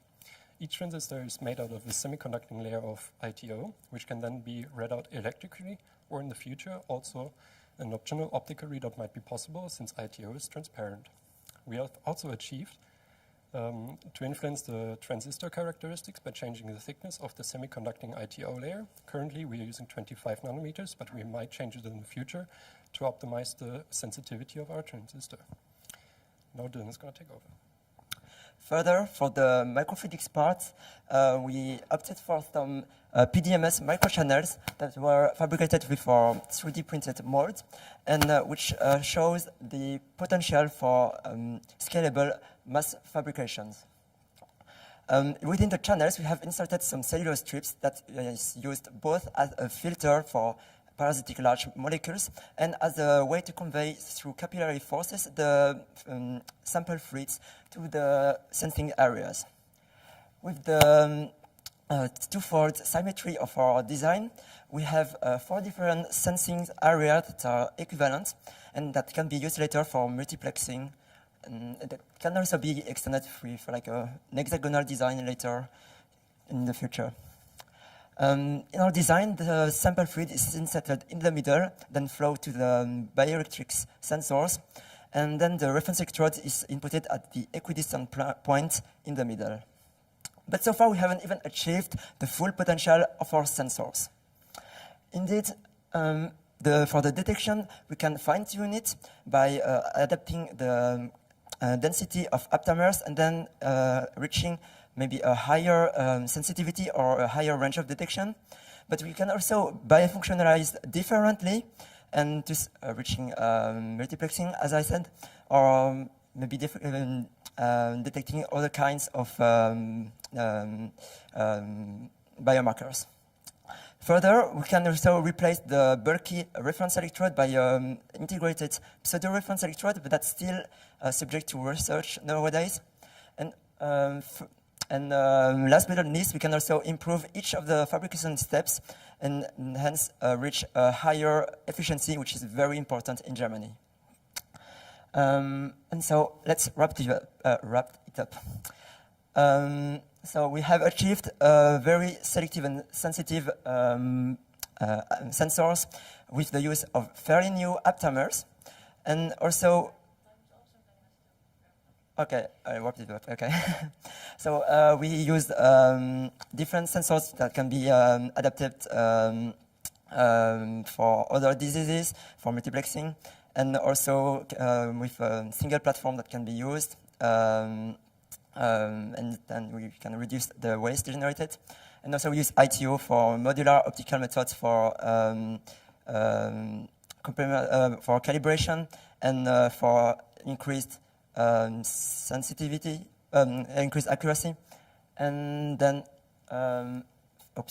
finally, we use only established standard semiconductor fabrication processes, so it's very feasible. It's even cheaper than graphene. So I can finish here, I guess. Yep. Okay, then.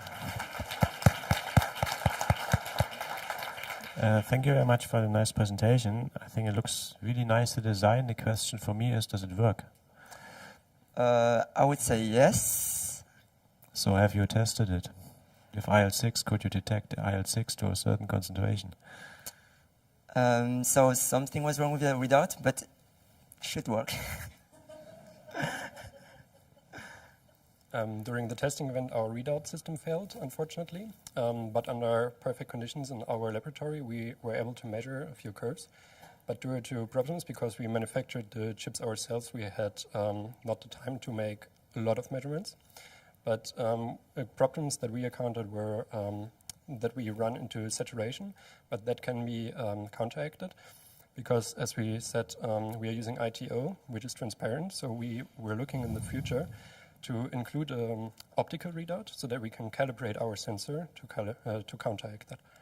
But can you give us a range of concentrations that you were successfully seeing in?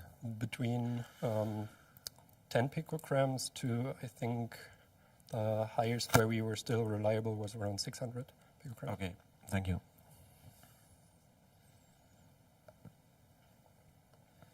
You mentioned a pseudo-reference electrode. Could you just elaborate on that? Because we were using masks that were already available at our institute, we just ordered a few modified ones. Maybe you can give me. Go further.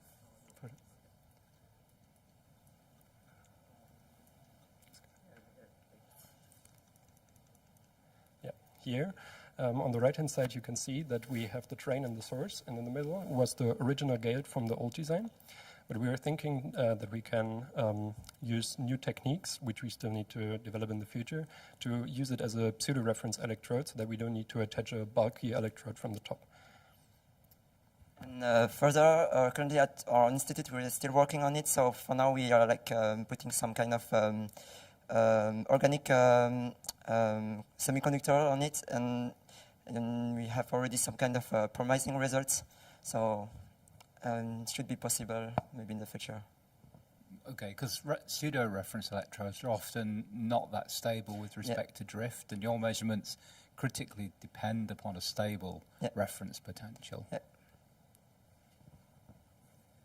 So I'm wondering why you're using this cellulose membrane, because now it seems you're spreading out your full sample across a larger surface than just keeping it concentrated above your sensing area. Yeah, so the first idea was simply to use it as a filter, but yeah, do you have something to say? And also because we also manufactured the PDMS channels with the 3D printed molds, we had problems to fabricate the channels in a quality that we could that we don't have problems with leakage. So we opted for a wider channel so that we can manufacture it easier in our institute. Okay, and this is then your means for fluid transport, basically. Yes. Okay.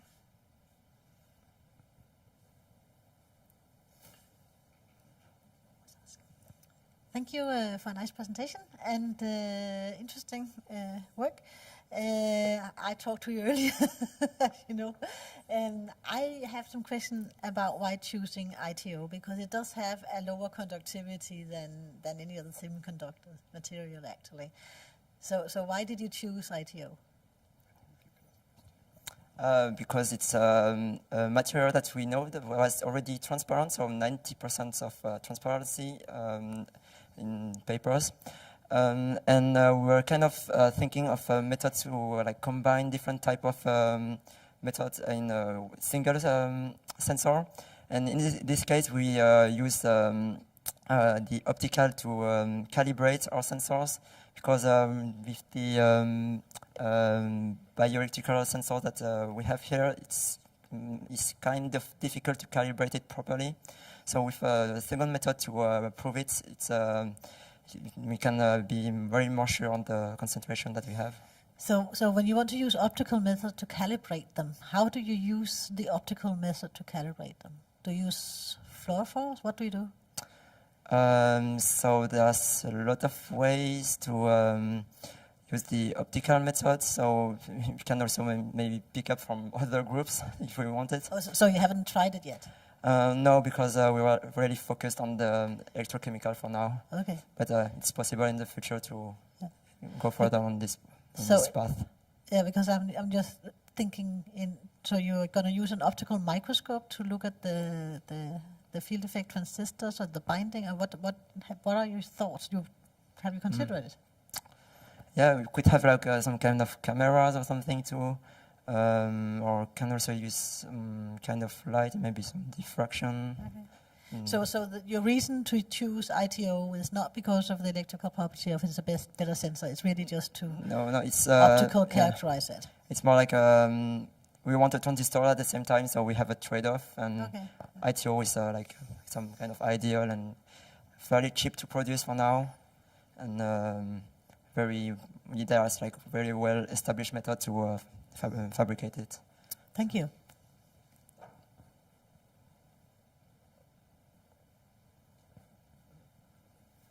So there are a number of IL-6 aptamer sequences that are available. How did you choose your particular one?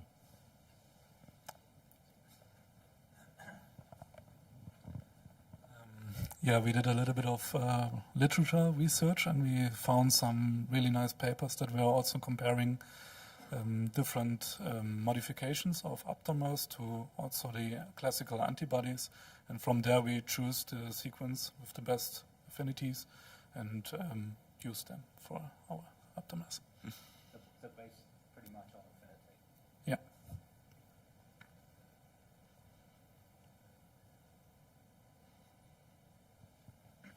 Are there any more questions from our jury members or from the audience? If not, I would like to thank iXense one more time for their pitch. Thank you very much, guys. Thank you. Then we will be moving on to the next and the last page of today. Yes, I would like to welcome SensUs to the stage.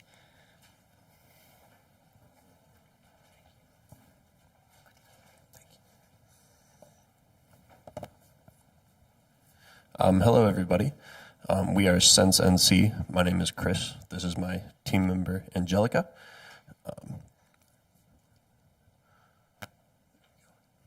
So as you all know, this year's Sensus competition focused on developing a biosensor for sepsis, life-threatening condition caused by the body's out-of-control inflammatory response due to infection. The burden of this condition is felt very heavily in the United States. 1.7 million cases, several $1 billion in healthcare expenses.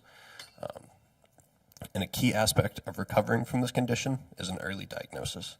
However, current diagnostic techniques require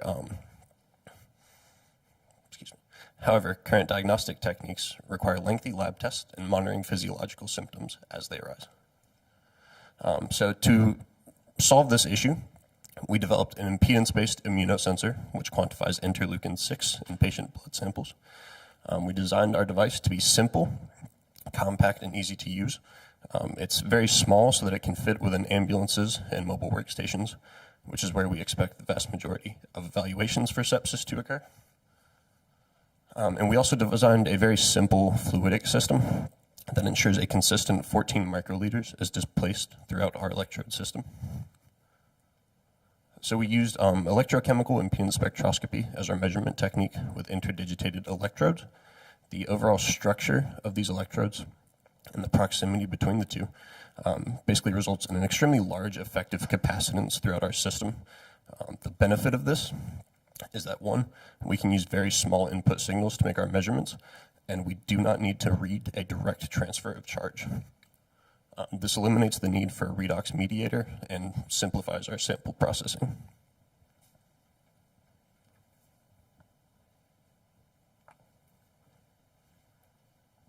So in traditional covalent functionalization of immunosensors, you have random binding of antibody in the surface. And this results in less efficiency and lower sensitivity in impedance-based biosensors. So we developed a non-covalent patterning method for IL-6 antibody, where we use a peptide that orients the antibody based on binding to the FC region. This allows higher accessibility in the, of the antigen binding sites to the IL-6, resulting in more consistent electrical chemical behavior and reliable measurements. And this peptide can be used with any IgG or any antibody with containing a FC region, as well as fusion proteins. So we characterize our immunosensor with electrical chemical impedance spectroscopy, and here are the results. Just to highlight that we notice significant shift in the phase angle when IL-6 binds to the antibody. So we are currently working in integrating a regenerative system which uses a palladium electrode to change the pH environment around the functionalized sensor. And we have demonstrated the dissociation of streptavidin and biotin, which is one of the strongest known binding events, by changing the pH from 7 to 11. And we believe that this will work with our immunosensor that we developed. So thank you. We are very pleased to be here, represent SensNC, and thank you for your time.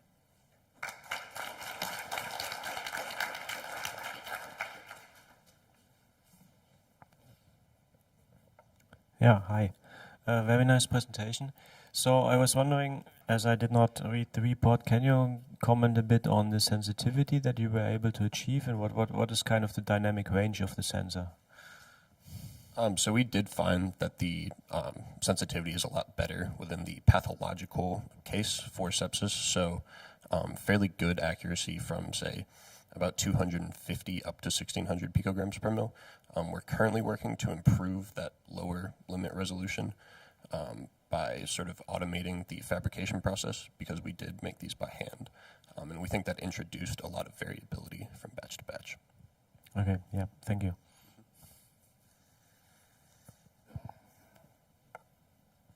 Thanks, enjoyed that. Did you look systematically at the effect of antibody loading on the performance of your sensor? What do you mean by loading? I'm sorry, the amount of antibody present on the surface. In terms you of... chose one value, or did you look at a range of... No, we chose one value. Okay, and what was that based on? 0.5 milligrams per ml. Was based on previous work with the, that we found with the antibody that we were using. Okay, thank you. Thank you. Thank you very much for your presentation. I have a question about your redox mediator you mentioned to amplify the signal. How does that work? What is it? I'm sorry, I was probably very unclear about that. So there is no redox mediator. We are using impedance spectroscopy for the system. So basically what we are measuring is changes in capacitance. And as a result, there isn't a real direct transfer of charge that we're measuring. Okay, okay. Then another question about your peptides, which bind the antibodies. You're also, how specific and what is the affinity actually of that interaction? Is it stable enough to survive the regeneration, or does the antibodies also come off? Did you investigate that? The peptide was specifically designed to bind to like one specific site on that antibody. For the orientation, yeah, I understand that. Yeah. For that, in terms of the regeneration, we haven't tested yet. If it will. Yeah, that's what I'm asking. Yeah. We haven't tested for that specific. And do you know what is the K-off of such a peptide antibody combination? So how much of that peptide comes off? Of the antibodies come off the peptide? KD? Yeah, the KD, yeah. We don't have that information. Did you do some testing for instance, after several regeneration steps to investigate that? Or? Because you don't really need to measure it, but still try to see like whether... a SPR characterization or... Yeah, but also in practice, if you do just one sample and you measure one IL-6 concentration and you do that repeatedly on the same sample after regeneration, with the same chip after regeneration, you could actually see how well that whole regeneration process works. Okay. No, but are you mentioning like in terms of the regenerative system that we are working on trying to integrate to the sensor, or? Yeah, that is a question that's yeah. So we haven't integrated it into the sensor, so we don't have that information. It's something that we are working on. Okay, and you also showed such an equivalent circuit to modify this Nyquist plot or the curve. Did you actually integrate a full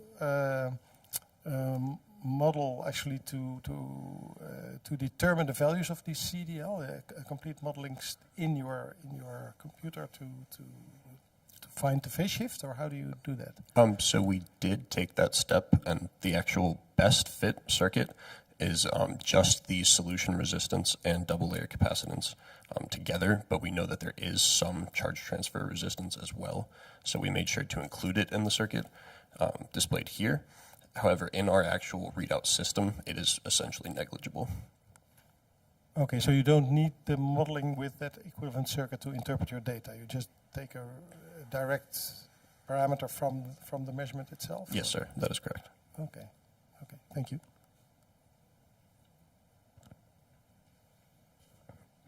Can I just ask about the regeneration step? You chose an alkaline regeneration, but most antibody antigen dissociation is done under acidic pH conditions. Was there a particular reason for choosing an alkaline one? So currently, because it is a palladium electrode-based system, we found that it's much easier to absorb hydrogen into that system in order to increase the pH. We have done some steps showing that we can expose the palladium electrode to a solution that is somewhat richer in hydrogen, absorb it into that electrode, and then push the solution down into acidity. So it is possible, but for kind of simplicity of the experiment, we did initially demonstrate it with basic pH. Yeah, maybe you answered that already. So because you use this peptide here to kind of get the orientation right, at the end, does it matter? Did you do the comparisons with this orientation and the random orientation? If we did compared, or yes, we did not, but this is a something that we can continue and to do, and and show the results that how improve the. Okay, so we don't know. No, but we designed the peptide to bind to that specific regions. That I understand. That I don't doubt. Yeah, the question is, does it matter? The orientation. Yeah. Okay, thank you.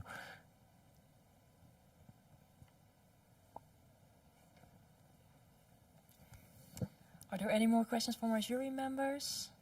No, or maybe from the audience? If not, I would like to thank SensUs for their pitch. Thank you very much.